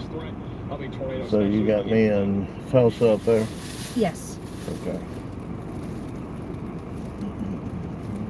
And Bill. So the storm that we just came through and drove through, this thing's been ongoing now for about 3.5, 4 hours, maybe longer, since it came out of the panhandle of Texas. They've still got 2 tornado warnings on it, but the thing about tornado warnings is sometimes they'll put out the tornado warnings not just for tornadoes, but for straight line winds that exceed the minimum speed of an EF0 tornado. So in this case, I think they probably put out these tornado warnings on that storm we drove through because of the wind. I mean, I wouldn't say we drove through 80-mile-an-hour winds, but it was at least 60, 65 when we drove through it. So there doesn't necessarily, that's kind of a misconception, and they don't put that information out to everybody. When they put a tornado warning out, it may be a tornado. You should always consider that it's a tornado, but it could be just winds that exceed a minimum tornado strength that's going to cause the same amount of damage. And that's probably why they put out the warnings, because I don't see anything on my radar that shows that there's circulation, but it definitely had straight line winds in it. Now the tornado warning up closer to Enid, let's see where it's headed at. So it's actually going to cross Interstate 35 and go into Ponca City. That one is actually tornado warned with circulation. And that's the one they're talking about now. So a PDS means that it's probably on the ground, but there's no confirmation. And they'll put out a particularly dangerous situation on circulation that they can see with no confirmation. But if they put out an extreme emergency on it, it's on the ground and it's probably doing a lot of damage. Okay, and then Bill had 2 separate questions for you. Earlier he wanted to know where we were and where we were heading, and now he has a separate question. Yeah, we're headed make a final decision when we get to Oklahoma City, but we're either going to go straight north if the storms are still developing out to the west and go straight up 35, or we're going to take, I think it's Interstate 45 into Tulsa and catch them up near Joplin as they come through Tulsa and Joplin. And I'm leaning kind of heavily towards that route versus going north. But I'm going to look at the radar here because all these storms now are lining up into a squall line. And I don't know how much development's going to be out to the west versus how much, but this is a mean squall line. There's going to be spin-up tornadoes all through it, up all night long until early morning hours, and then tomorrow they're going to fire back up in the Cape Girardeau, Missouri, southern central Illinois, and central northern Indiana, all the way up into Michigan tomorrow. Probably have more tornadoes in that area tomorrow than we did today. But these storms are pretty intense. Let's see if I can turn the camera. You'll see the lightning from the storm we just drove through over to the left, and that was a very intense storm. Okay, and Bill's second question is, he would like to know what is considered to be oversized hail, because they get pea-sized hail in Iowa all the time.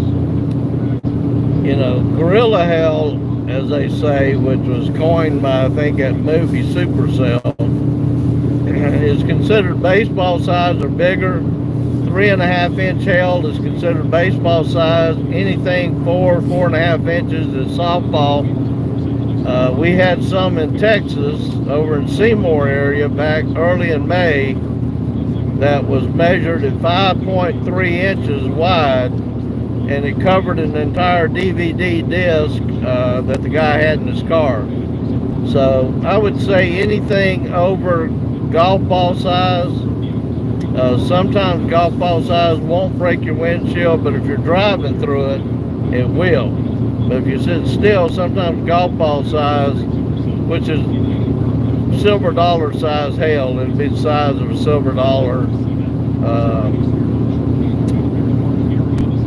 you know, is not considered gorilla hail. But oversized hail would be, you know, baseball size, 3.5 inches up. That's the hail that I worry about. We've actually had golf ball size hail. We've got a back window protector that probably could handle up to baseball size or a little bit bigger. But we haven't tested it and don't plan on testing it. And then, but the hail that we were in, and that was a derecho that came through Kansas last spring. We cracked the windshield, but we didn't have big dings in it like it was hail damage. It just happened to hit one place and sent a crack across the top of the windshield. We've still got, I haven't changed the windshield out yet. But nothing to where the windshield was coming in on us. We just don't get ourselves in that position.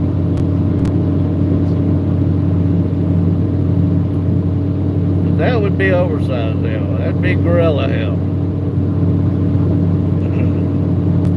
A lot of them lost their windshields this year, and they were laughing when it happened, but I bet they wasn't laughing when they had to get it replaced at $400 a windshield, and more if it was a bigger truck or SUV. That's an expense I don't need. It's bad enough I have to put 3 sets of wheel bearings on it every year on this car, and we upgraded the suspension this year to handle a better load. The chassis that our car is built on is actually used for Land Rovers. It's a C14 chassis. It's also used for the Mazda 3 sports car. So we upgraded the suspension this year to the sports car suspension to give me better handling. And we upgraded the rear coil springs to handle a little bit more payload. But the reason we're losing the wheel bearings is mainly because of the water that we're always having to drive through. Water will eat up, and even salt up north, if you drive through a lot of snow that's got road salt on it, that'll eat bearings up faster than anything. So we actually, in the car here, I carry an extra set of front and rear wheel bearings, and this year we've used both sets. So, you know, it just keeps you from having to break down, particularly on the weekend or after hours. The way I've got it set up, I can change the front or rear wheel bearing in the parking lot of a hotel if I had to. And actually, I did that early spring, first week we were out up in Nebraska. That's another reason we use the car that we use. It's easy for me to work on. All the suspension, which is generally the stuff you really have to worry about, I can do myself. We carry 3 spare tires, and that's because of Rolling Fork in Mississippi back in 2023. That big tornado, I ended up changing 3 tires. Well, I changed 2 and repaired 1. all in the course of about 3 hours. I don't want to have to worry about not having enough tires. If you're driving in tornado damaged areas, you're bound to get a couple of flat tires. I will be upgrading our tires though this year. After the summer, we're going to upgrade to a little bit better Goodyear tire, and only because I like the Douglases that we run, but they just don't give me enough road wear. And we're going to upgrade to a Goodyear tire. It's not quite the quality I used to put on my ambulances, which was the Goodyear Wranglers that I swear by. If you got a commercial vehicle, particularly ambulances, or something that you need absolute guarantee you've got a good tire under your vehicle, Goodyear Wranglers was the tire that we went with. But it's a little bit better tire. It's going to give us probably another 10,000 miles on the road, because I change out 2 sets of tires a year on this car as it is now. We from April 15th until April 15th until May 26th, 22,000 miles we put on this car in the course of 45 days, give or take.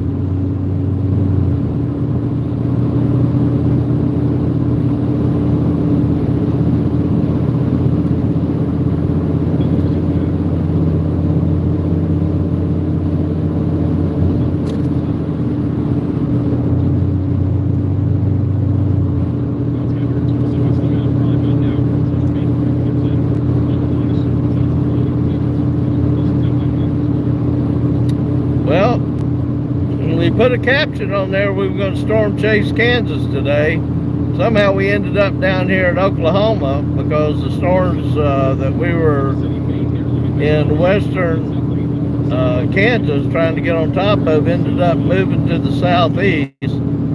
So right now we're on I-40 west of Oklahoma City, headed back to Oklahoma City, and then we're going to go north, either back into Kansas via 35, or we're going to head back into southeast Kansas via Tulsa. We'll make that decision when we get up here to Oklahoma City and we see where the storms are at. But I can tell you, if you're on the west side of Interstate 35, anywhere from Oklahoma City all the way up to Wichita, you're getting ready to be slammed with these storms. They're pushing 60 to 80 mile an hour winds, frequent lightning. The hail's not as bad as it was this afternoon. There was some period of time south of Wichita, Kansas, that they got over 4-inch hail. I think it was 4.3 inches.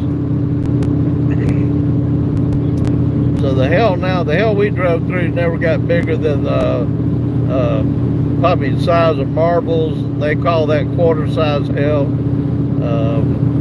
But it certainly wasn't big enough I had to worry about my windshield.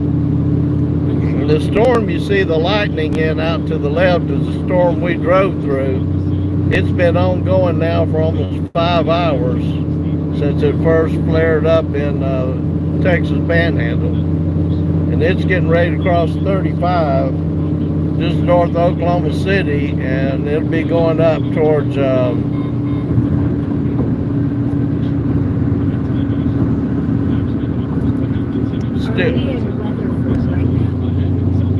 we're getting close to Weatherford. We're not quite there yet. But this storm, you see the lightning out to the left, it's getting ready to cross 35 into Stillwater, and it'll be moving east from there. And it's pretty intense. The one north of it's even worse. Jose says in 2003, his mom and brother flipped over in a gray Hound in Norman, Oklahoma. F5 tornado flipped them. I've seen the path of the tornado. It was really scary. 2003. I'll tell you,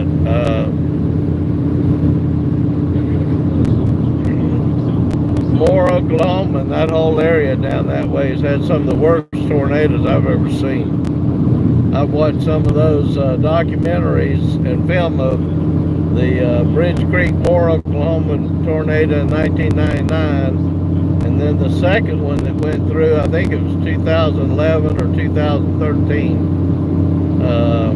And I'm not talking about the El Reno one, but the other Moore tornado. And that might have been 2003, I'm not sure. Those were some pretty intense tornadoes.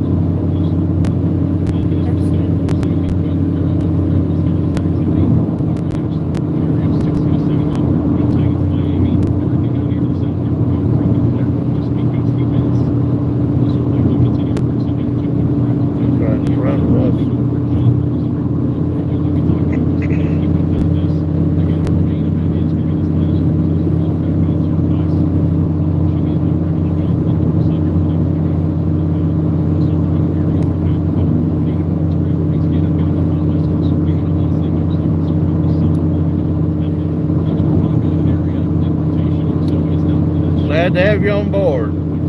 You know, the best information I can get to anybody that I consider important is never sit at home and say, I hope the tornado's not going to hit our house. You need to be informed of where the tornado is. Have your cell phone charged if you know bad weather's coming in, but it may or may not work, because if the tornado takes cell phone towers down, we found ourselves many a time unable to use our radars or cell phones because the towers went down. And the other thing is, if bad weather's coming in, even if it's cold, snowy weather or storms like today, gas your car up, because if the electricity goes out, there ain't gonna be no gas pumps pumping in gas. There's been many a time I pulled into a gas station before we got in front of a storm, gassed up real quick, and 30 minutes later, after the tornado come through, there wasn't any electricity and nobody could get gas. On that day that you were pumping, that the gas pump went out while you were pumping. Yeah, I had just gassed up one day, and we were in Arkansas. Just gassed up at Love's. Streak of lightning hit the transformer behind the Love's gas station and exploded. Power went off. I had just popped my gas pump and had filled up, and they were out of electricity. And if you get in that situation and you can't get no gas and you're already down to an eighth of a tank, you may not be going anywhere. That's the first thing I learned about storm chasing out here in the West. You may go 50 miles before you see another gas station, if not further. Particularly up in the Nebraska and South Dakotas, or South Dakota.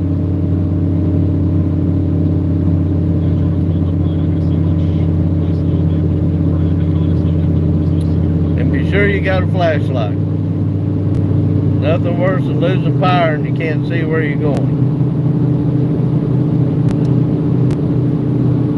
And if it's summertime like today, the worst thing about losing electricity is you lose your air conditioner. Oh my goodness. I'm gonna tell you, it was hot today. Hot and humid.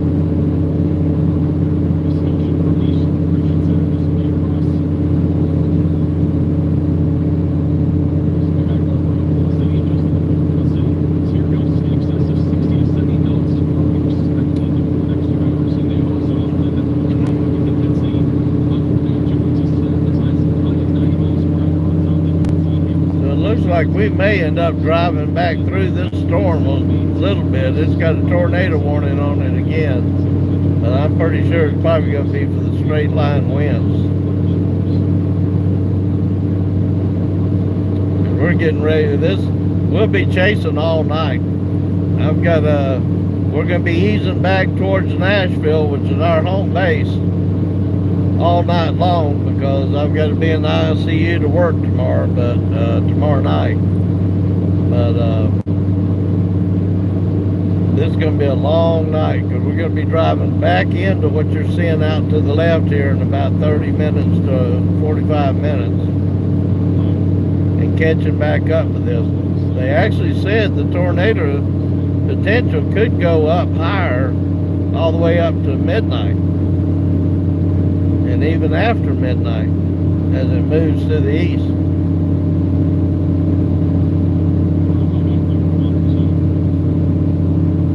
I'll tell you, Wichita, if you're in Kansas, somebody asked me where we were in Kansas. We're going to be back up in Kansas, but if you live in Kansas, you might already be aware that Wichita got hit twice today, and maybe even 3 times. I'm not sure. I know they got hit twice.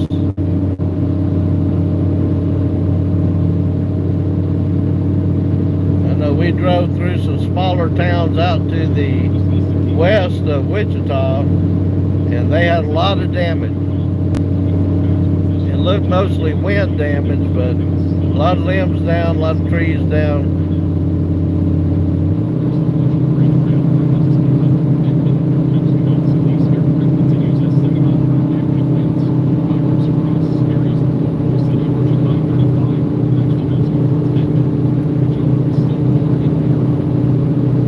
Ponca City all the way down to Edmond in Oklahoma. These tornadoes are crossing Interstate 35 either right now or in the next 15-20 minutes. These storms are going to be pretty intense.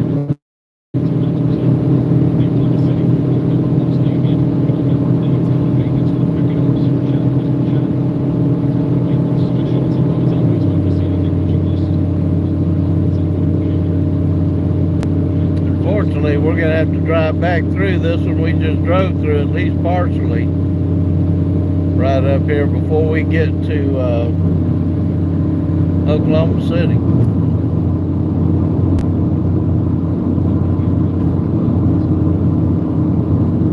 I thought it was 3 times. I knew there was a tornado earlier in the afternoon and another one later in the afternoon, but then I heard about the hail and a possible third, either tornado or straight line winds.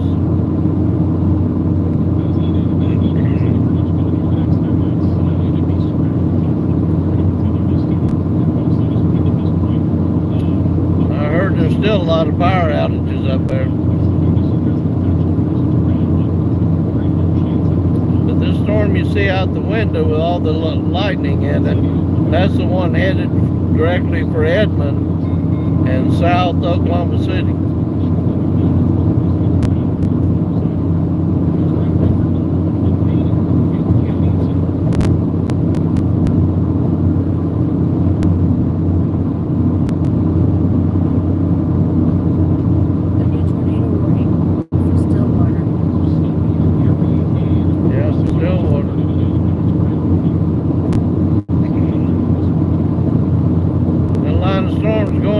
Stillwater and Ponca City now has 3 tornado warnings on it.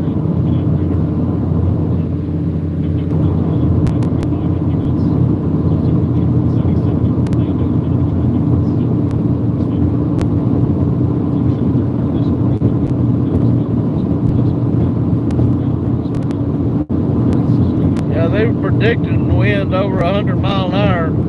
So this storm out to the left that we're going to have to drive through that's headed towards Edmond, there's a major lowering on this storm. We can see it out to the left of the car.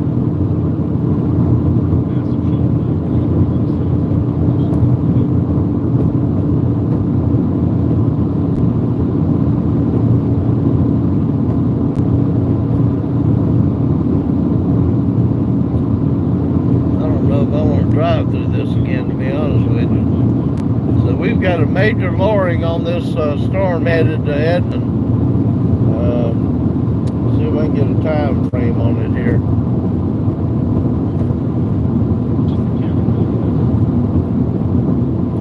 So it's going to go north of Oklahoma City and directly over the top of Edmond.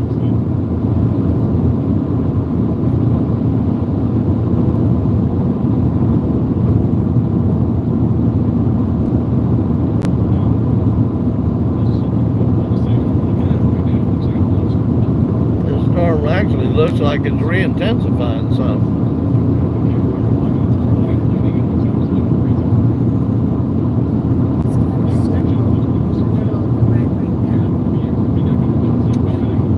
Radar is showing a hook echo on this thing, and they've got a tornado warning on it, but nobody said anything about it being on the ground, but it looks like it's intensifying again.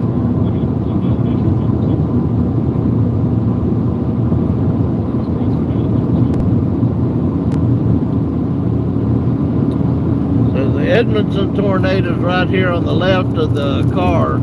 That's the lightning that you see. Going to be pretty intense when it hits Edmond or anywhere north of Oklahoma City. That's where it's headed.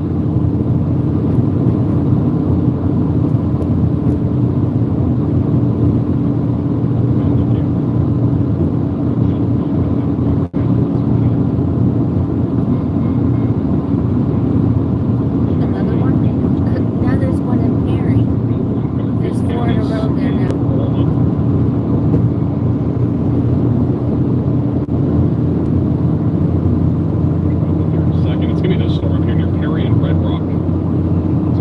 Shelter if you're in this new tornado warning. Broad rotation right now near Perry or west of Perry by about 4 miles. And then we'll be moving to Red Rock in 412 in about 15 minutes or so. And broad area rotation will be east-northeast in Noble and Garfield counties. Seek shelter, get away from windows here in the morning. Looks very ominous here though, back over in Yukon. Thank you, Jason, for the 10 gifted memberships. Really appreciate that. Let me see the chat for Jason. You got a gifted membership, make sure I'm thanking you in the chat. Southwest Oklahoma City. It'll be mostly a wind threat. Gusty wind's the biggest concern right now. Nothing really too severe around or just south of Oklahoma City right now. We're sitting at 5 tornado warnings for a moment. It'll be back down to 3 in about 20 seconds. It's starting to pick up now here in Yukon. This is our outflow boundary pushing over, so this is what you'll probably see everywhere else across this line when the outflow boundary moves through. It goes around 40 to 55 miles per hour, and the damaging winds are going to be right behind it. They chase for the $10 super chat. I think the biggest thing is having radar times faster. That's like the biggest thing. I mean, they're pretty fast already. Most radars update every 1.5 to 2 minutes, especially with bigger weather events. I think really what we need is more radars in general. Like, I feel like that's like the thing that needs to be invested into. Really need another like 4 or 5 radar sites to fix some of these radars that we have. Thank you, Allie, for the super chat. We're about 45 miles outside Oklahoma City. Farther view, it's a different camera. I don't know where this is. Just got a different camera. That was interesting. Another camera showing the wind picked up. Hey, Michael, for the $10 super chat. Appreciate that.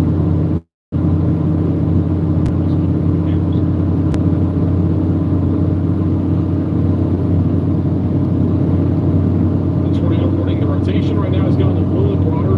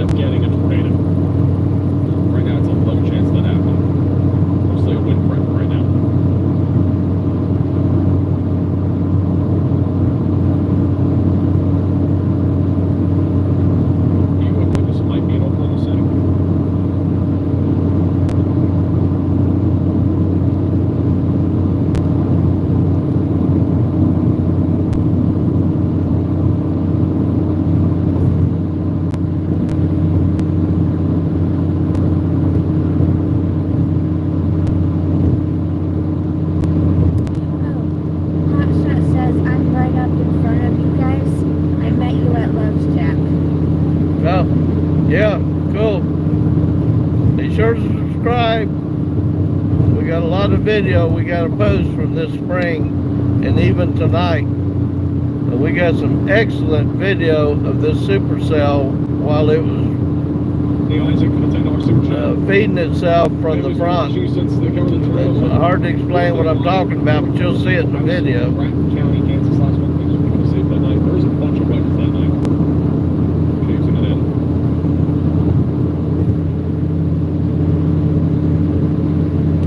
Better be careful if you're driving north on Interstate 35. If anybody lives on the east side of 35, north Oklahoma City, you're getting ready to get slammed. A little bit more rotation up there, coming up on I-35 here in a few minutes.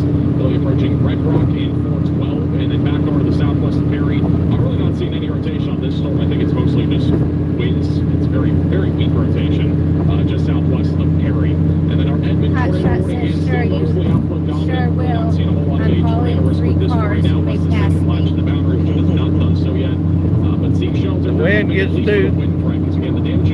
too high, you might want to pull over. Velocities are still picking up on winds around 70 to 80 miles per hour across this entire area just west of Edmond. And this is by far the most populated spot here in Oklahoma, is around Oklahoma City. And a lot of the northern half of the Oklahoma City metro will be receiving some of the highest damaging winds. Wouldn't even be surprised if they issue a small severe warning to include Oklahoma City if this line keeps extending further south for probably 60 mile per hour winds, but I don't think we'll see a tornado warning for any of that segment right now. Is that Tulsa? Yeah, I believe so.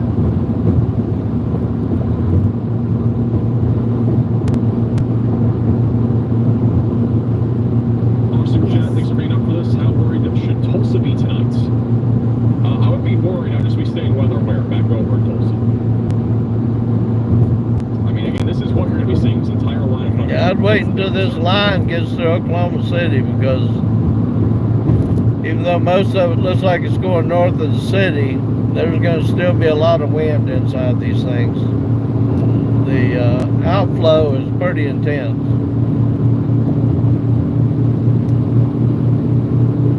That's why we drive this smaller, low-profile car, and so the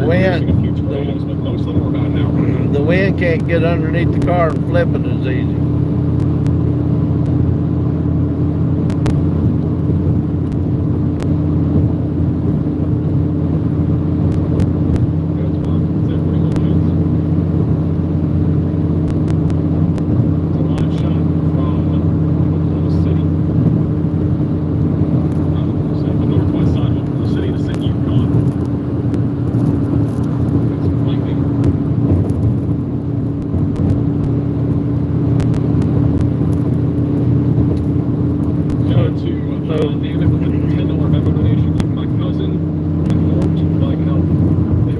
We're about 35 miles west of Oklahoma City on Interstate 40 now.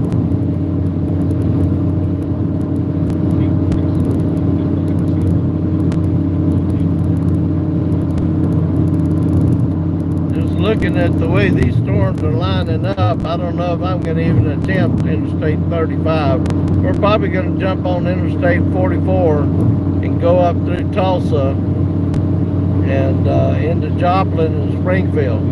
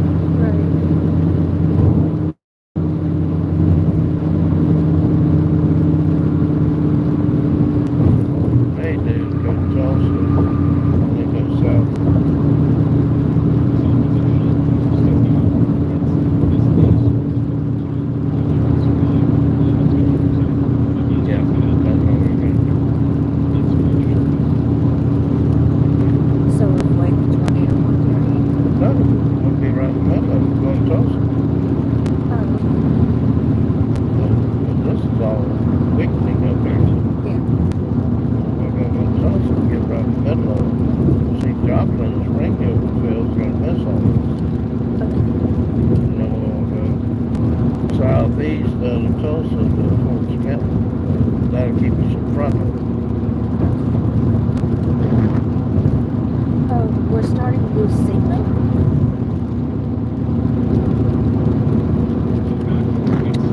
If we do, it's only going to be for a minute.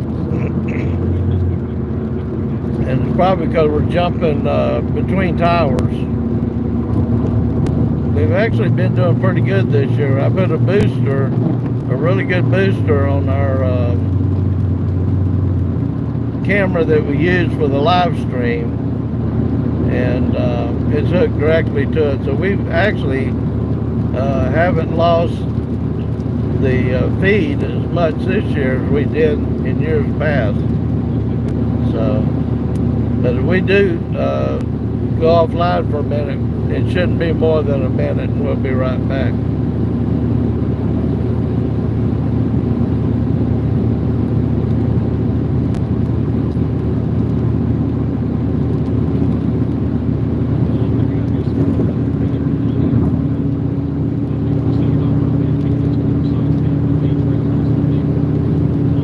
Signal got better. Yeah, we probably jumped a cell tower or something.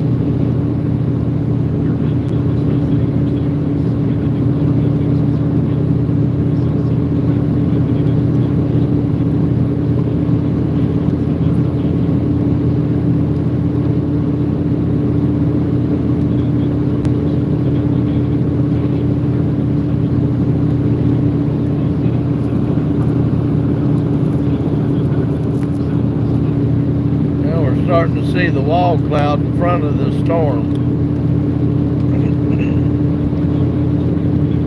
Look over there. Have we not got ground scud right there? You see that? Right there to the left of that lorry. I don't think it's a rain shaft.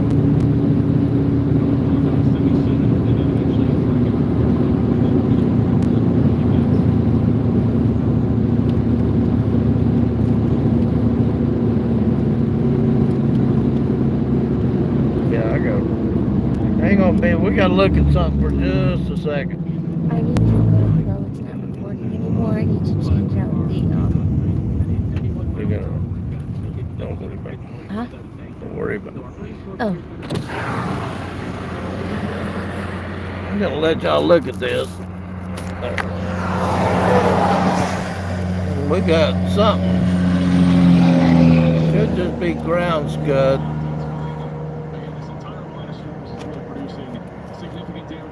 Get another good. So right over that direction, right there, you see we've either got scud on the ground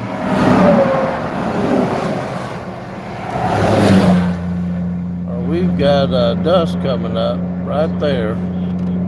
Looks like it might be scud, but I'm not sure.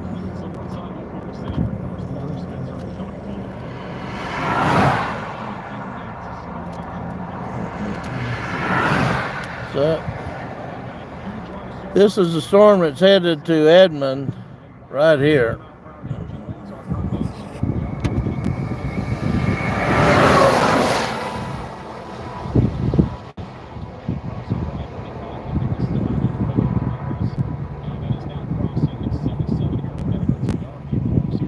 Okay, this storm right here is headed to Edmond. We just had to stop and take a look at it because we thought we saw something generating some dust on the ground. But this storm can be very intense when it gets to Edmond. It should be crossing Interstate 35 here in the next 15 minutes.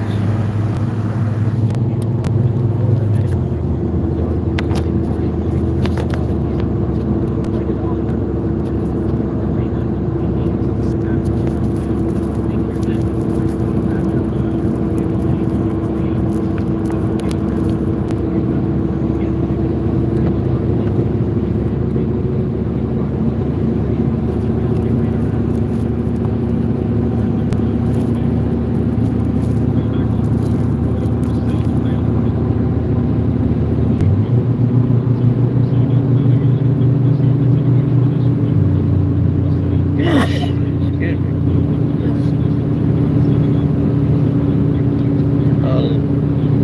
Let me tell you about Florida. Florida, the lightning capital of the world. When I was a county EMS director in Florida, and we had a state meeting, Disney put on a barbecue for us down at Disney World, up under some tall pine trees, and an afternoon thunderstorm come through with just full of lightning, blowing the pine trees in half. You're talking about scrambling. But we told them next time we instead of an outdoor barbecue picnic, we'd take an indoor sit-down meal anytime before we have another one of those electrical storms. I said, is this a new Disney attraction? They said, nope. This one could kill you. The tornado warning on this storm that we're driving into has been extended. I bet, because I'm almost sure I see something.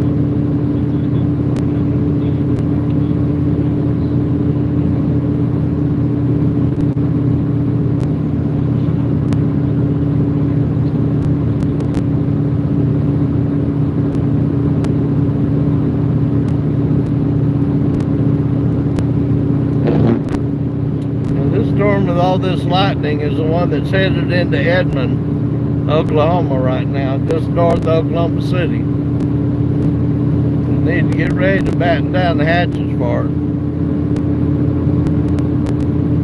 It won't last long, but it's going to be pretty intense when it does come through.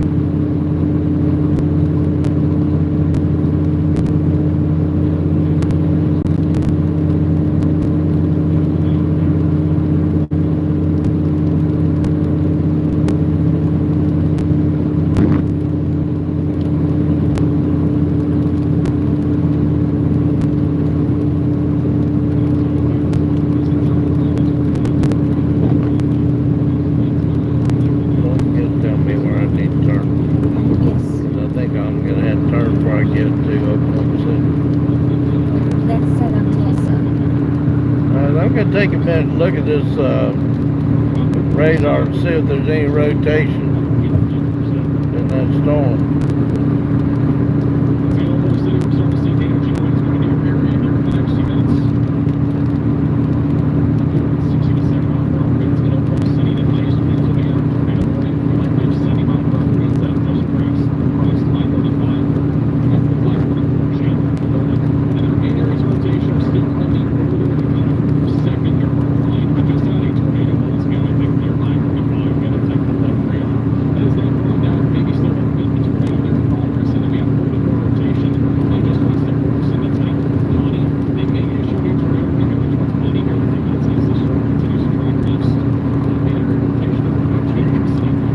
Unfortunately, most of Florida's lightning is clouds of ground.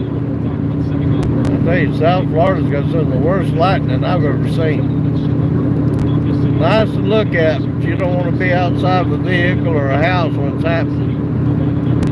Right here, a tornado just crossed I-35.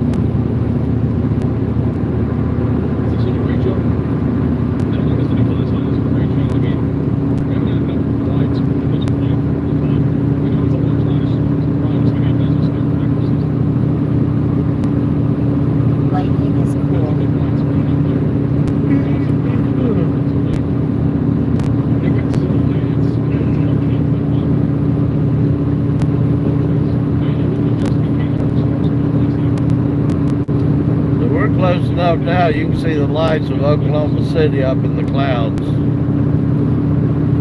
This storm is full of this lightning. It's getting ready to go just north of the city, directly over Edmond.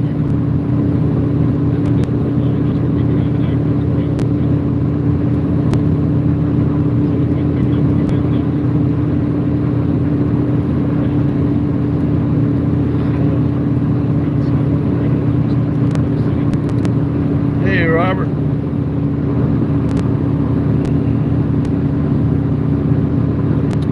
Glad to have everybody on board. This has been a long afternoon. We thought it was going to be a bust earlier, but we just had to wait until they started breaking loose. And we thought we were going to be in Kansas. We ended up in Oklahoma. They moved all the storms and the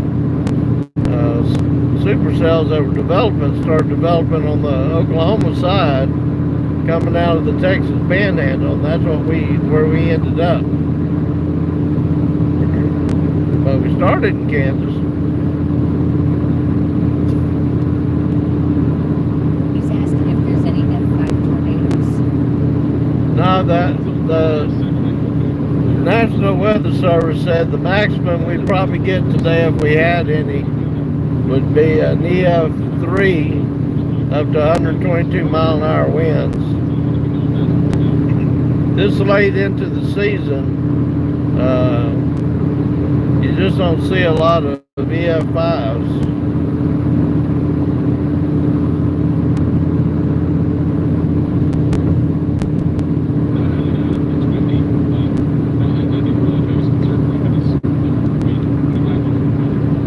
You know, a funny fact that I just learned a couple of weeks ago myself, when we had an outbreak of tornadoes and one hit Huntsville, Alabama, is that the only city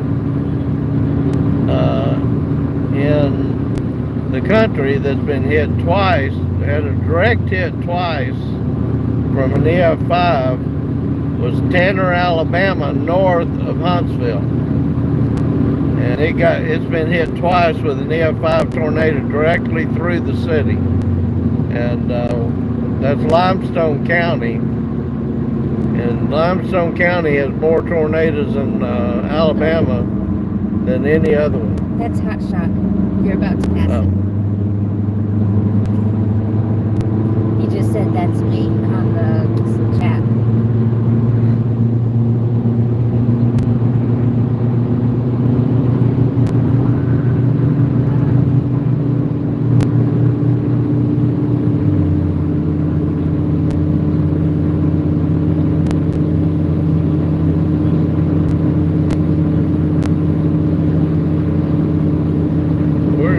Passing El Reno now. We're going to get on 44 and head towards Tulsa to get in front of this line of storms.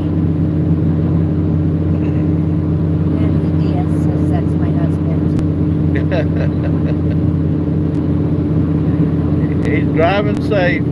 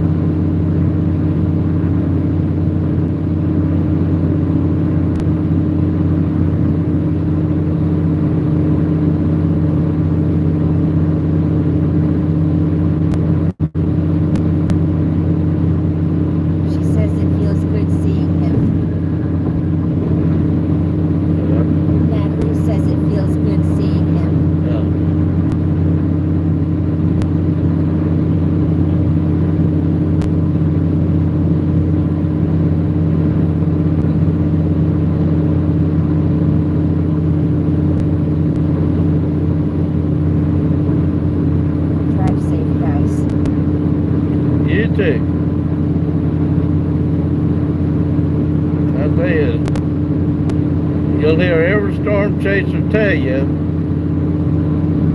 it's not the tornadoes we fear when we go out, it's the drivers on the road and the near misses. I could make a whole hour movie just on 30-second near misses getting cut off, brake checked, just all kind of stuff. Semis taking lanes, whether we were in it or not. That semi that almost hit you, like that car wreck. Yeah, you need to watch that video of the wreck I stopped at on the Ohio River Bridge in Louisville to help out. Nobody was there yet. She had just hit the wall. And the guys that were helping me, all of a sudden one of them yelled, "Run or die." And I looked up, we had a semi that apparently wasn't aware there was a wreck, and everybody was stopped for the wreck, headed right for the car where we were at working on the lady. He stopped about 25 feet from the car when he finally got his rig stopped.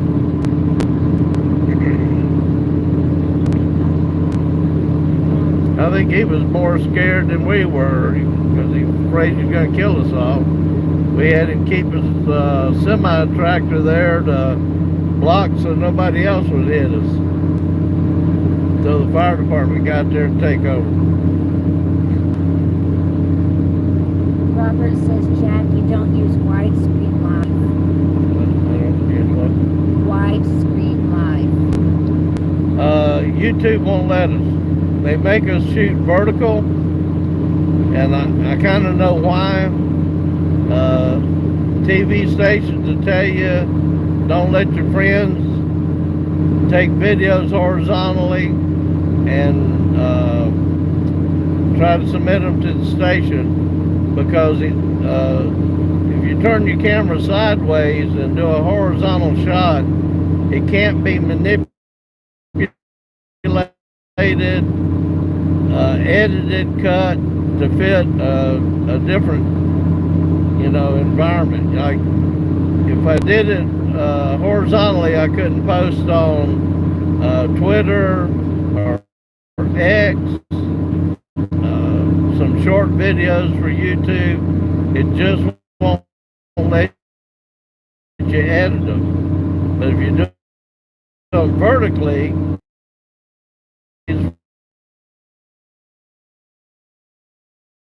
for some, because it wouldn't let me format it without cutting half the picture off. So I always wondered.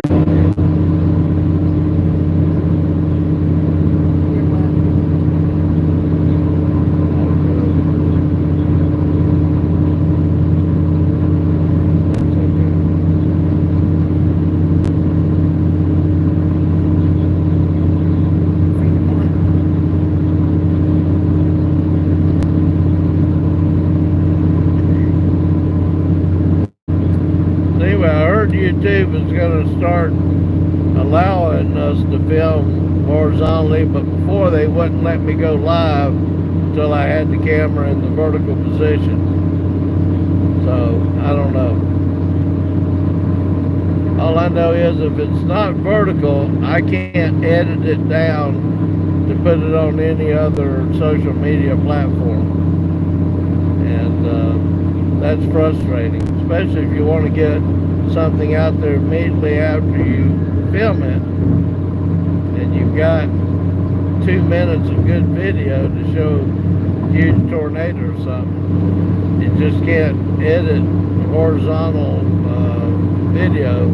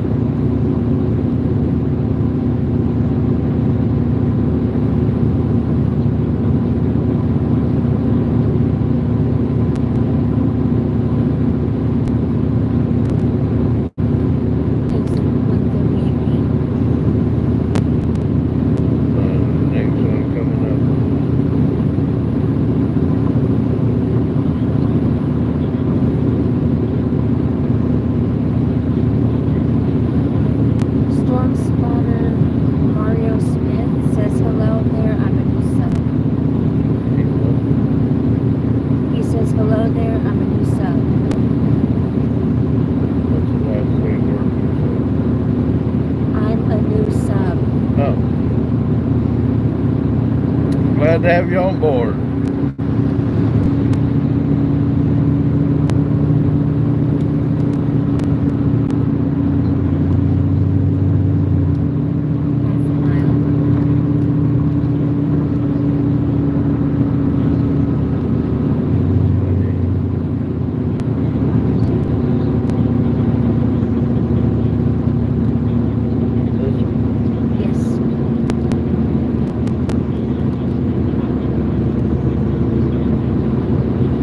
Get on interstate here to Tulsa.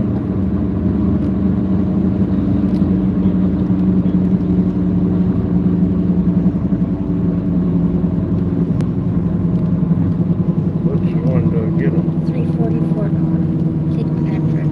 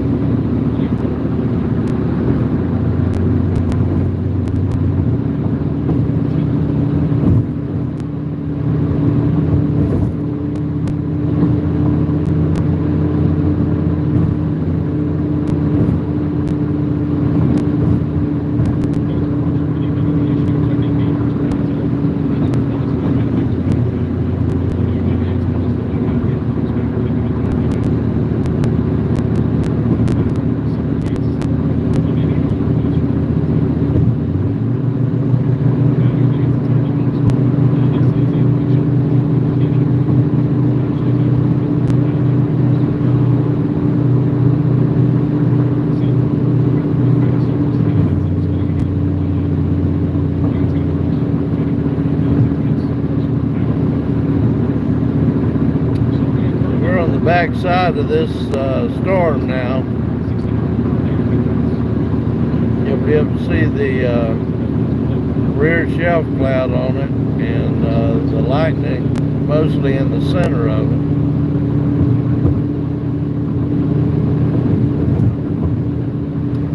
getting tense here in just a minute. We got a bus back through the lower part of this storm to get on the other side of it.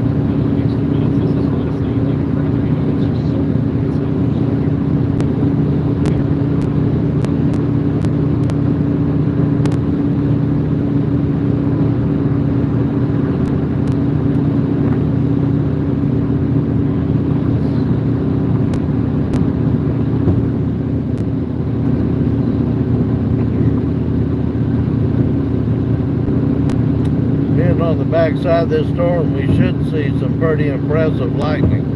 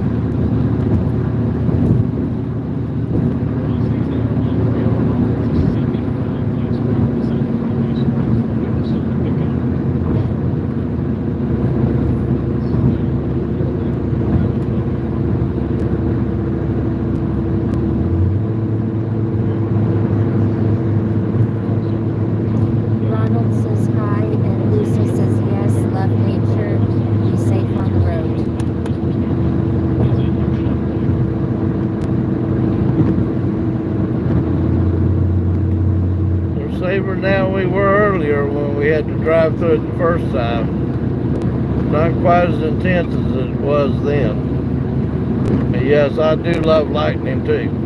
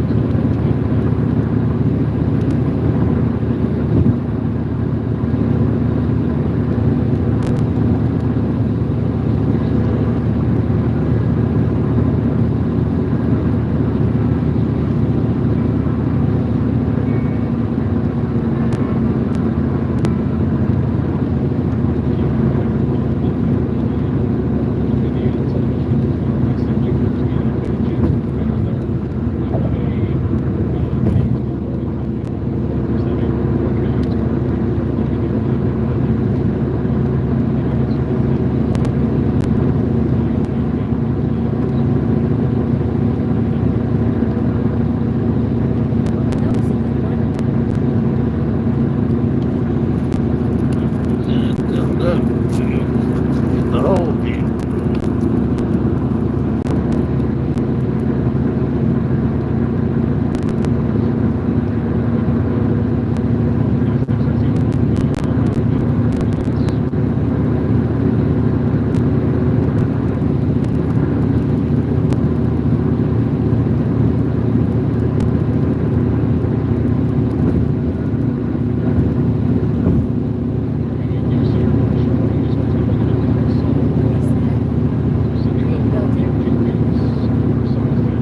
Office building, all right.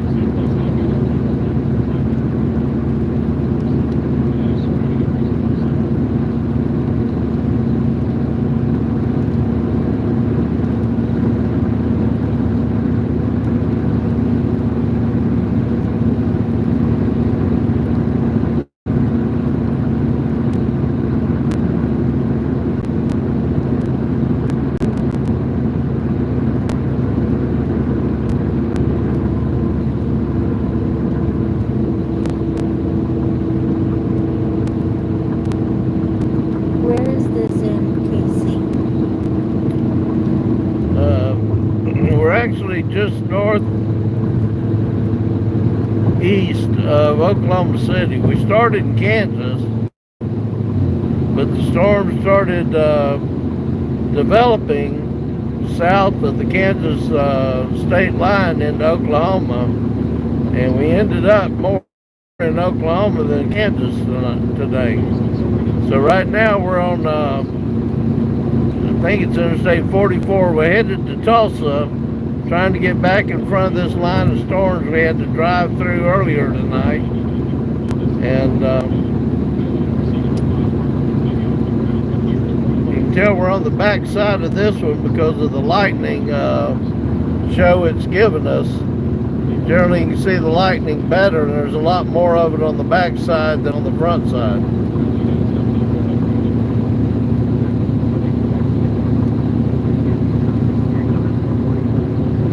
Are we near Lensa? There, what?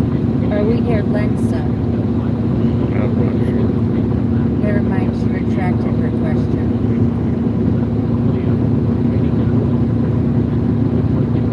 We're passing Western Avenue and Penn Avenue. I believe this is I-44. It could be I-3. It was 344, but I think it turned into I-44. I'm not sure. Anyway, we're on the interstate to Tulsa. Could be a toll road here. Oh, are we near Lenexa? Lenexa. To be honest with you, I'm not sure. Let me see. I'm looking right now.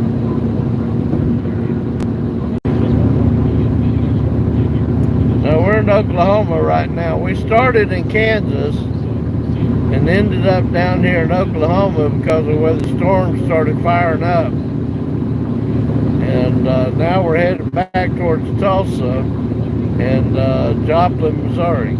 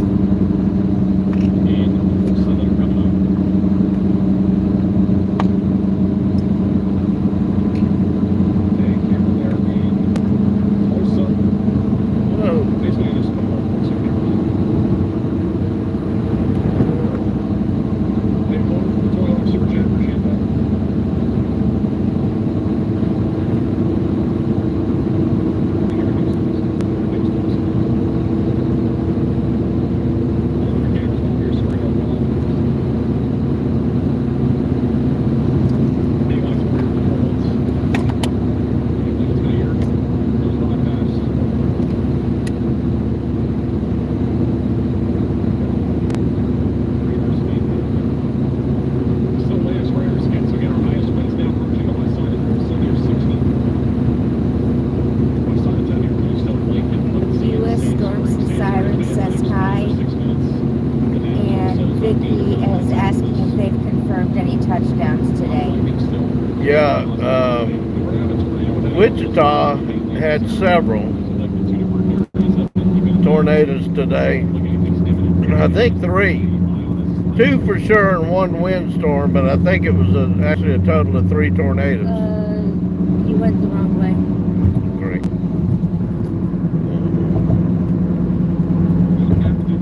I gotta get back on my route. Just follow what that says. It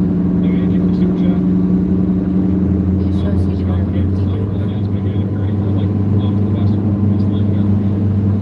A weird loop-de-loop.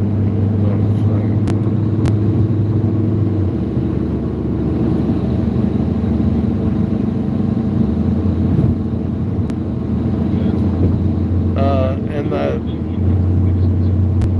think they had a couple in Oklahoma, but I'm not sure. Been a lot of tornado warnings out. Exit 138D. Some of them for high winds, straight line winds, but Wichita actually did get several tornadoes touched down. They've got a lot of damage up there. Right, just missed 138D. Oh, right here. Oh. Take exit 139. And then just turn around. It's still, I mean, it's still intensifying. The next hour, this should continue to intensify, and then it'll probably peak it once it gets closer to the top, but it'll still be at least strong enough for there to be some significant damage. They've got even a surge take by, for example, on 5 p.m. in Indianapolis. This looks really interesting. We get interesting tomorrow. So we'll probably be right over in Indianapolis, right about when that's happening.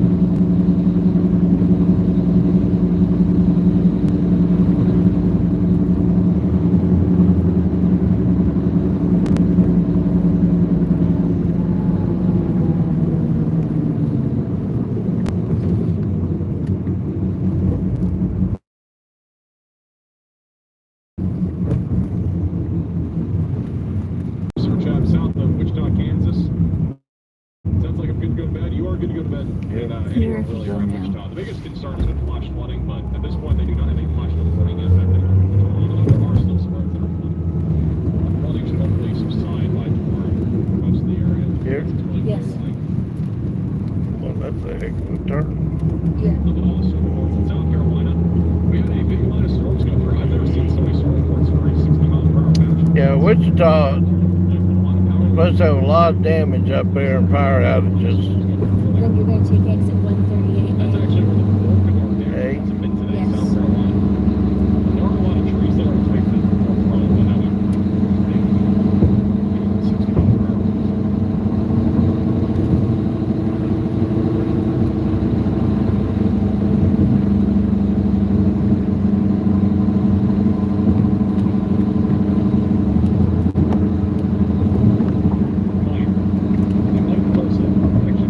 Except for a lot of rain, lightning, and straight line winds, today actually probably underperformed. And I think tomorrow they're going to have a lot more tornadoes than they are expecting. And tomorrow actually may overperform on how many tornadoes they have. 138A. Yes.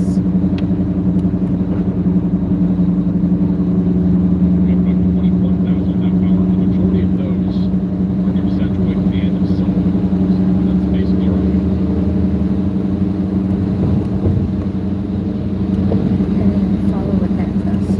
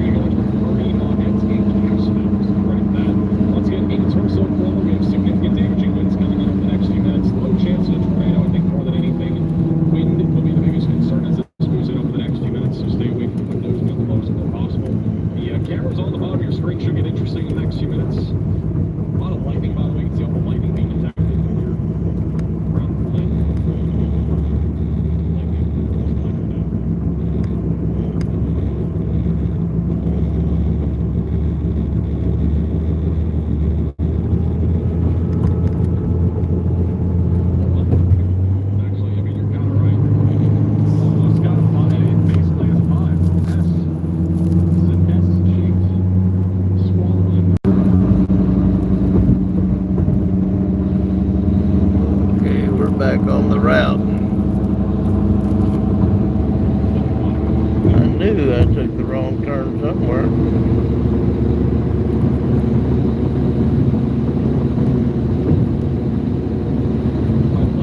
Except we're on 44 instead of 244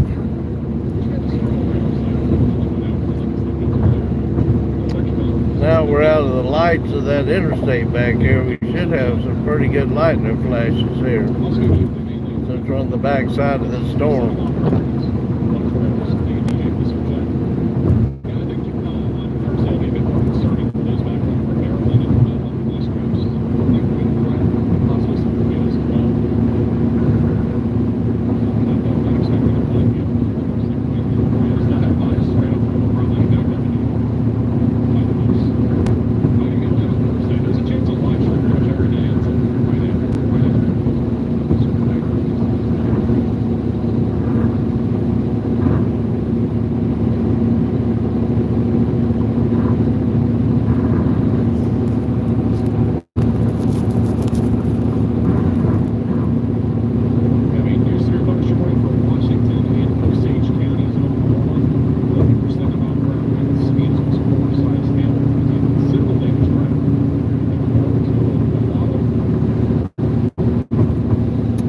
Straight line winds means that they're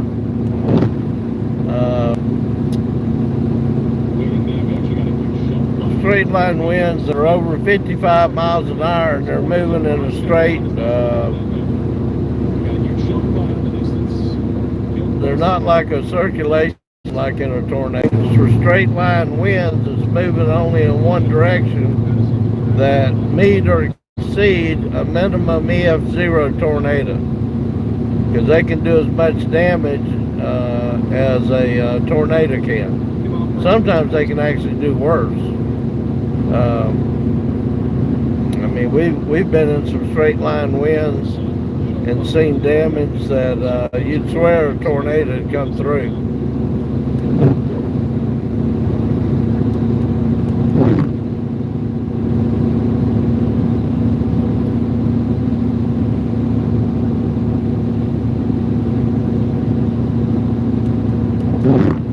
Generally, if a storm is collapsing or as a storm moves through, it has it's pushing air in front of it, and it can either be downdrafts or it can be I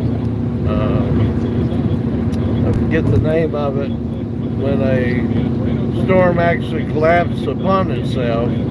But the outflow air can be very damaging. I mean, we were in some down in Sterling City in St. Angelo, Texas, and I called the weather service to report, you know, how bad it was. And they said we were probably in the front downdraft or the outflow of the storm, and it wasn't actually even straight line winds. It was just outflow from the thunderstorm. It was so intense.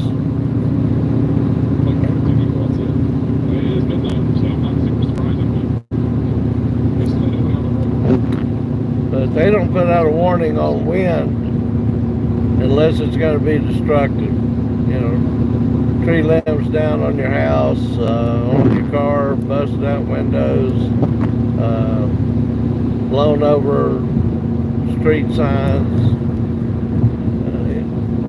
They put out a warning. You can be assured the wind's going to be pretty intense, if not for just a couple of minutes, for maybe even up to 15, 20 minutes.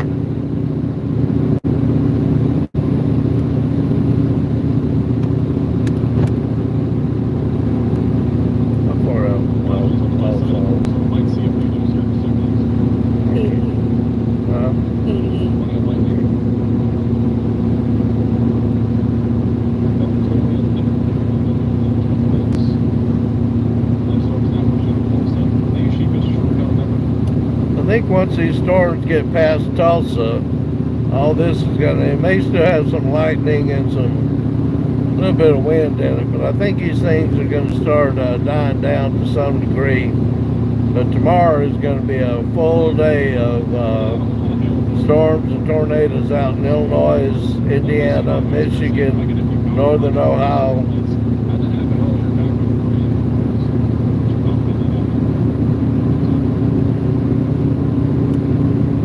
Unfortunately, I don't get to chase tomorrow. I've got to work tomorrow night, but I'll be, if I get a chance to look at the radar, I'll be looking at it from the ICU.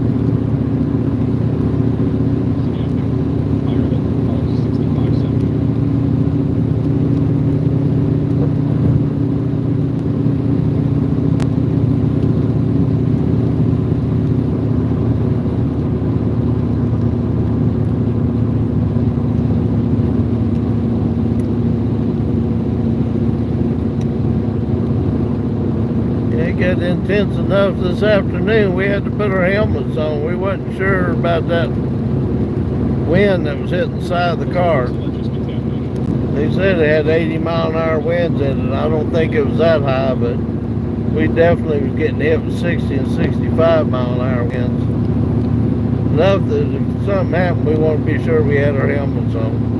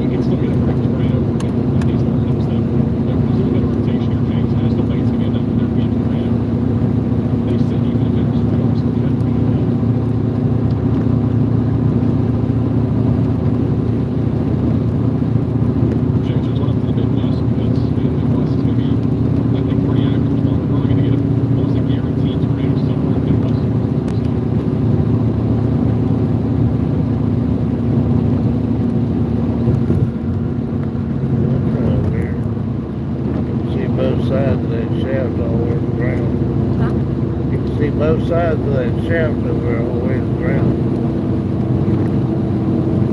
And Jones says St. Louis hoping y'all are safe. Well, St. Louis, you better get ready for tomorrow.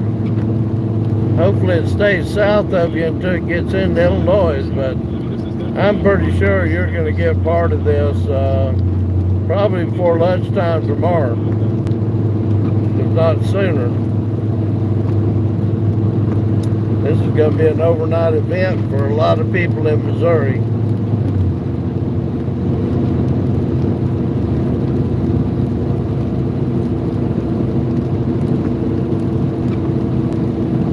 I've had enough tornadoes this year in St. Louis.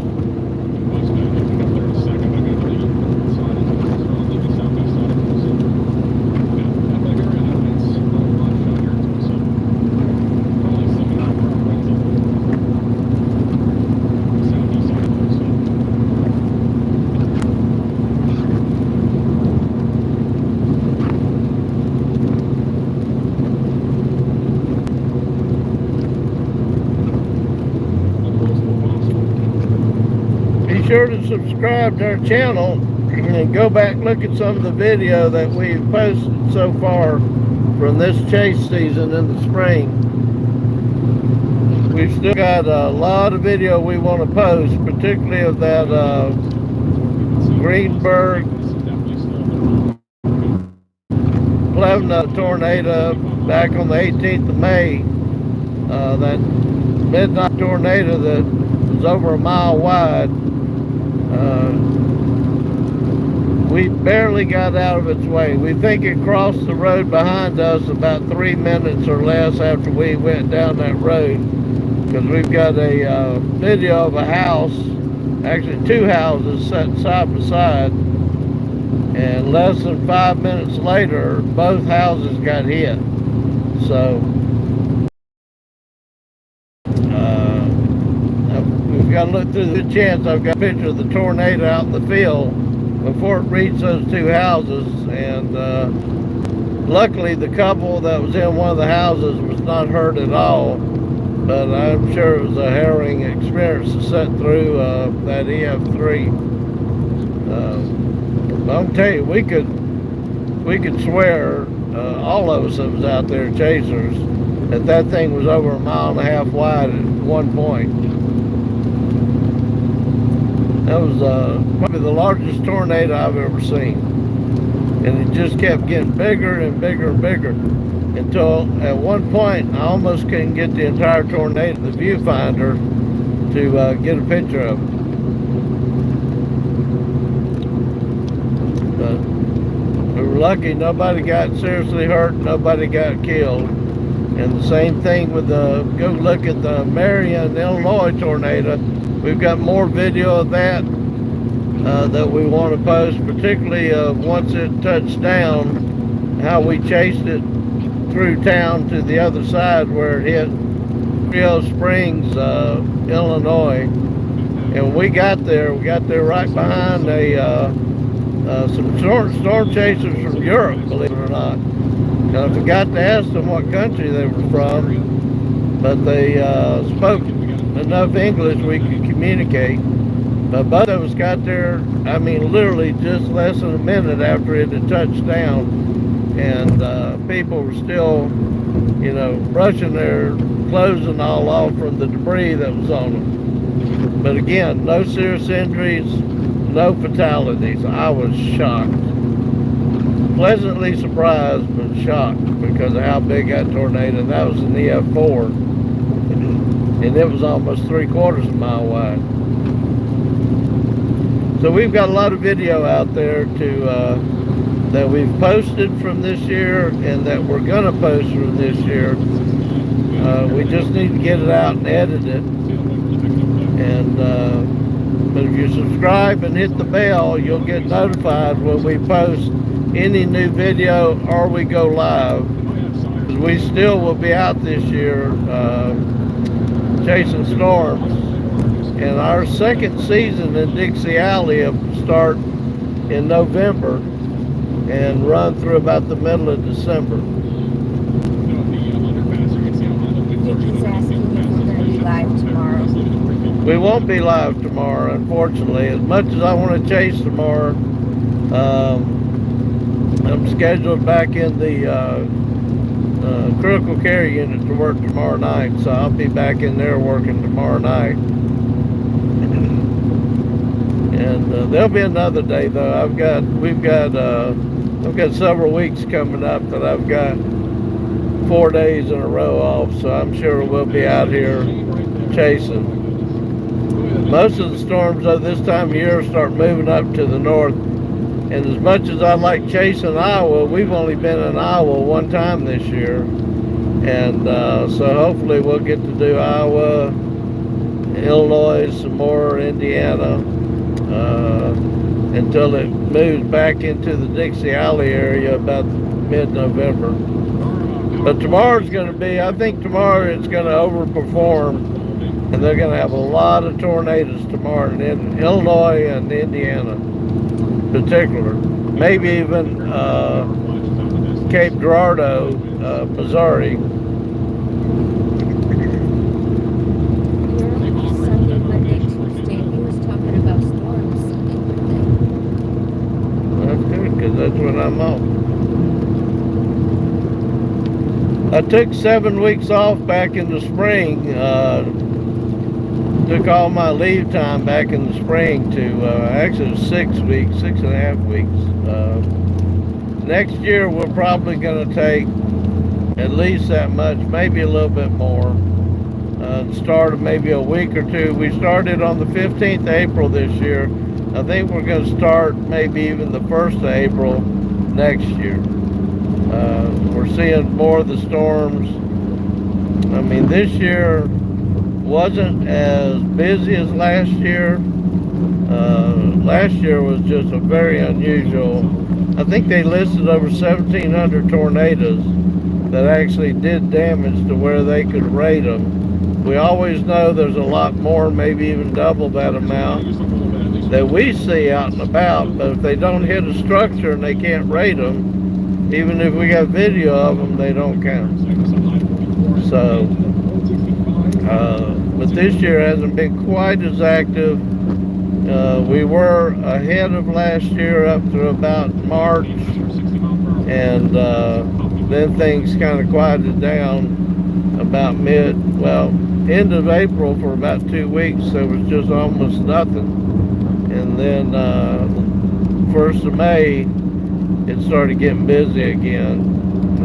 Then the last week of May it was pretty quiet. So this year's kind of been it's going to go down as an average to slow year, which I assume is really good. I'm just really glad that nobody was killed or seriously injured in all the tornadoes that we videotaped this year. And some of them were pretty devastating, particularly that Kansas tornado on the 18th of May and that Illinois tornado on the 16th of May. Those were pretty big tornadoes. And be sure to subscribe, hit the bell, like the videos, because that helps YouTube's,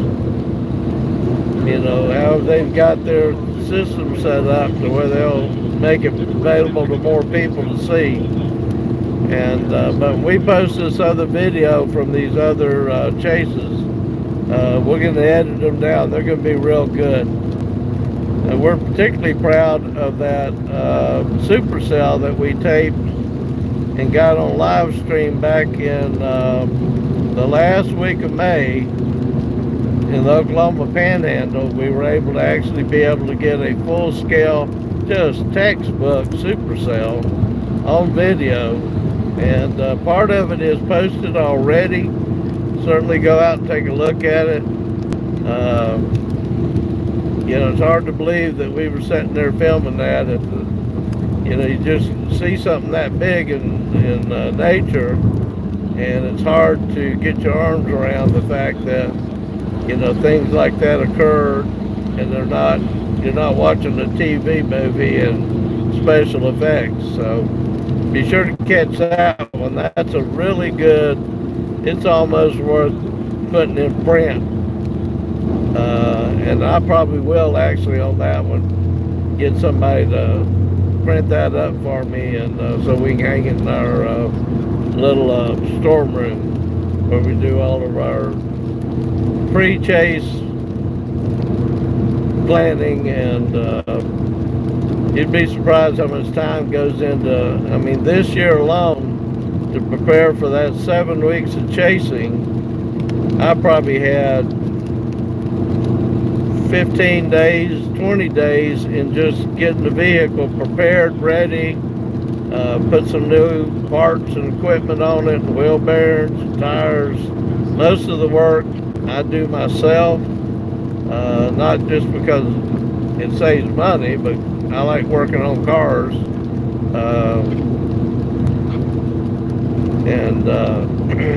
But it took about 20 days of hard work just to get the vehicle and the stuff ready, and then we have to measure the weight so we don't overload the vehicle. And we did some upgrades on the chassis.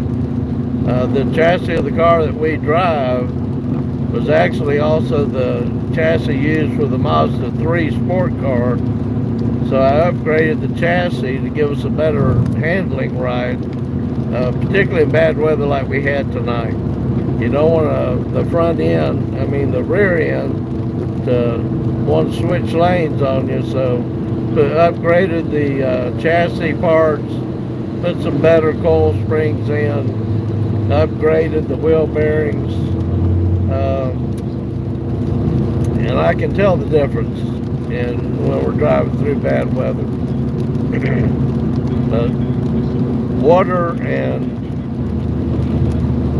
just the driving portion of it eats up these bearings. I think I will put this 12 months 3 full sets of wheel bearings on our chase car, and I won't put 1 set of wheel bearings on any of my other vehicles in 2 or 3 years of driving them. So that's how much wear and tear this vehicle gets. We just turned it over.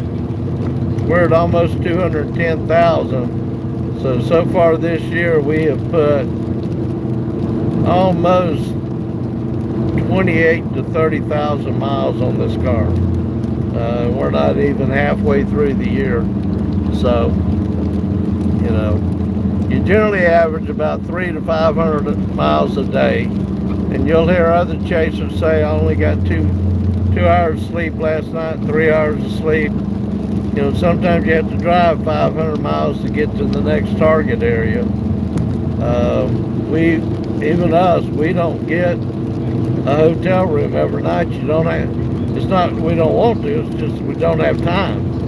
So by the time you drive through the night after a chase to get to the next area, you're lucky if you get 3 or 4 hours sleep, if that, in a parking lot of a Love's or a truck stop, and before you start chasing the next day. And then you got, if you've got repairs you got to do in between, that takes away from even that time. So it's not easy.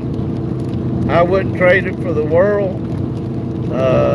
You may drive 600 miles for an hour's worth of good video, or to catch that one tornado, but to us it's worth it, and you get to see something that generally you only get to see on TV or in documentaries. So it's pretty cool to see Mother Nature, especially like at Supercell we caught back in Oklahoma. Generally you'll see part of it, like today. You'll see part of it in the dark, you'll see part of it on one side, the rest of it will be rain wrapped. But on that day, we got a clear shot of the entire thing, and it's pretty cool. Or some of them yesterday got a great tornado that just stood there and played for them, and they said it didn't move hardly for 30 minutes. And one of those once-in-a-lifetime tornadoes that just take all the pictures you want of me, I'll just sit here and do my thing. So. Alex wants to know if we're in Oklahoma. We are. We're headed to Tulsa. We're on Interstate 44 headed to Tulsa, but I don't think we're going to be able to get ahead of this line of storms.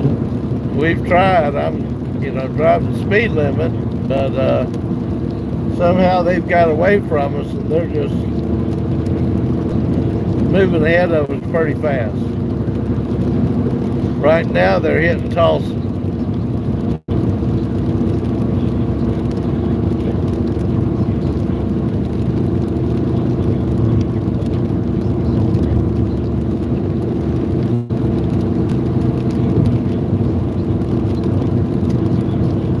Most of everybody probably west of Interstate 35, there's a couple of more storms out there, but if you're west of 35, you're probably okay.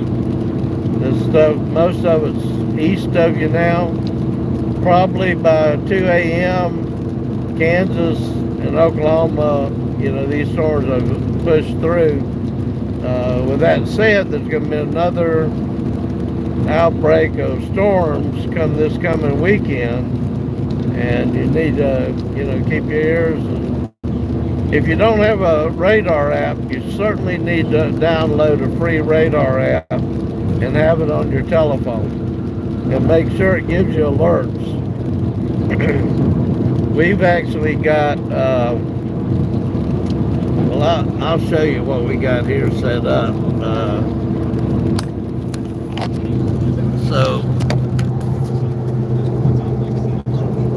hold on. Did it again. RP said, can you spit on your windshield? I'll PayPal you for $5.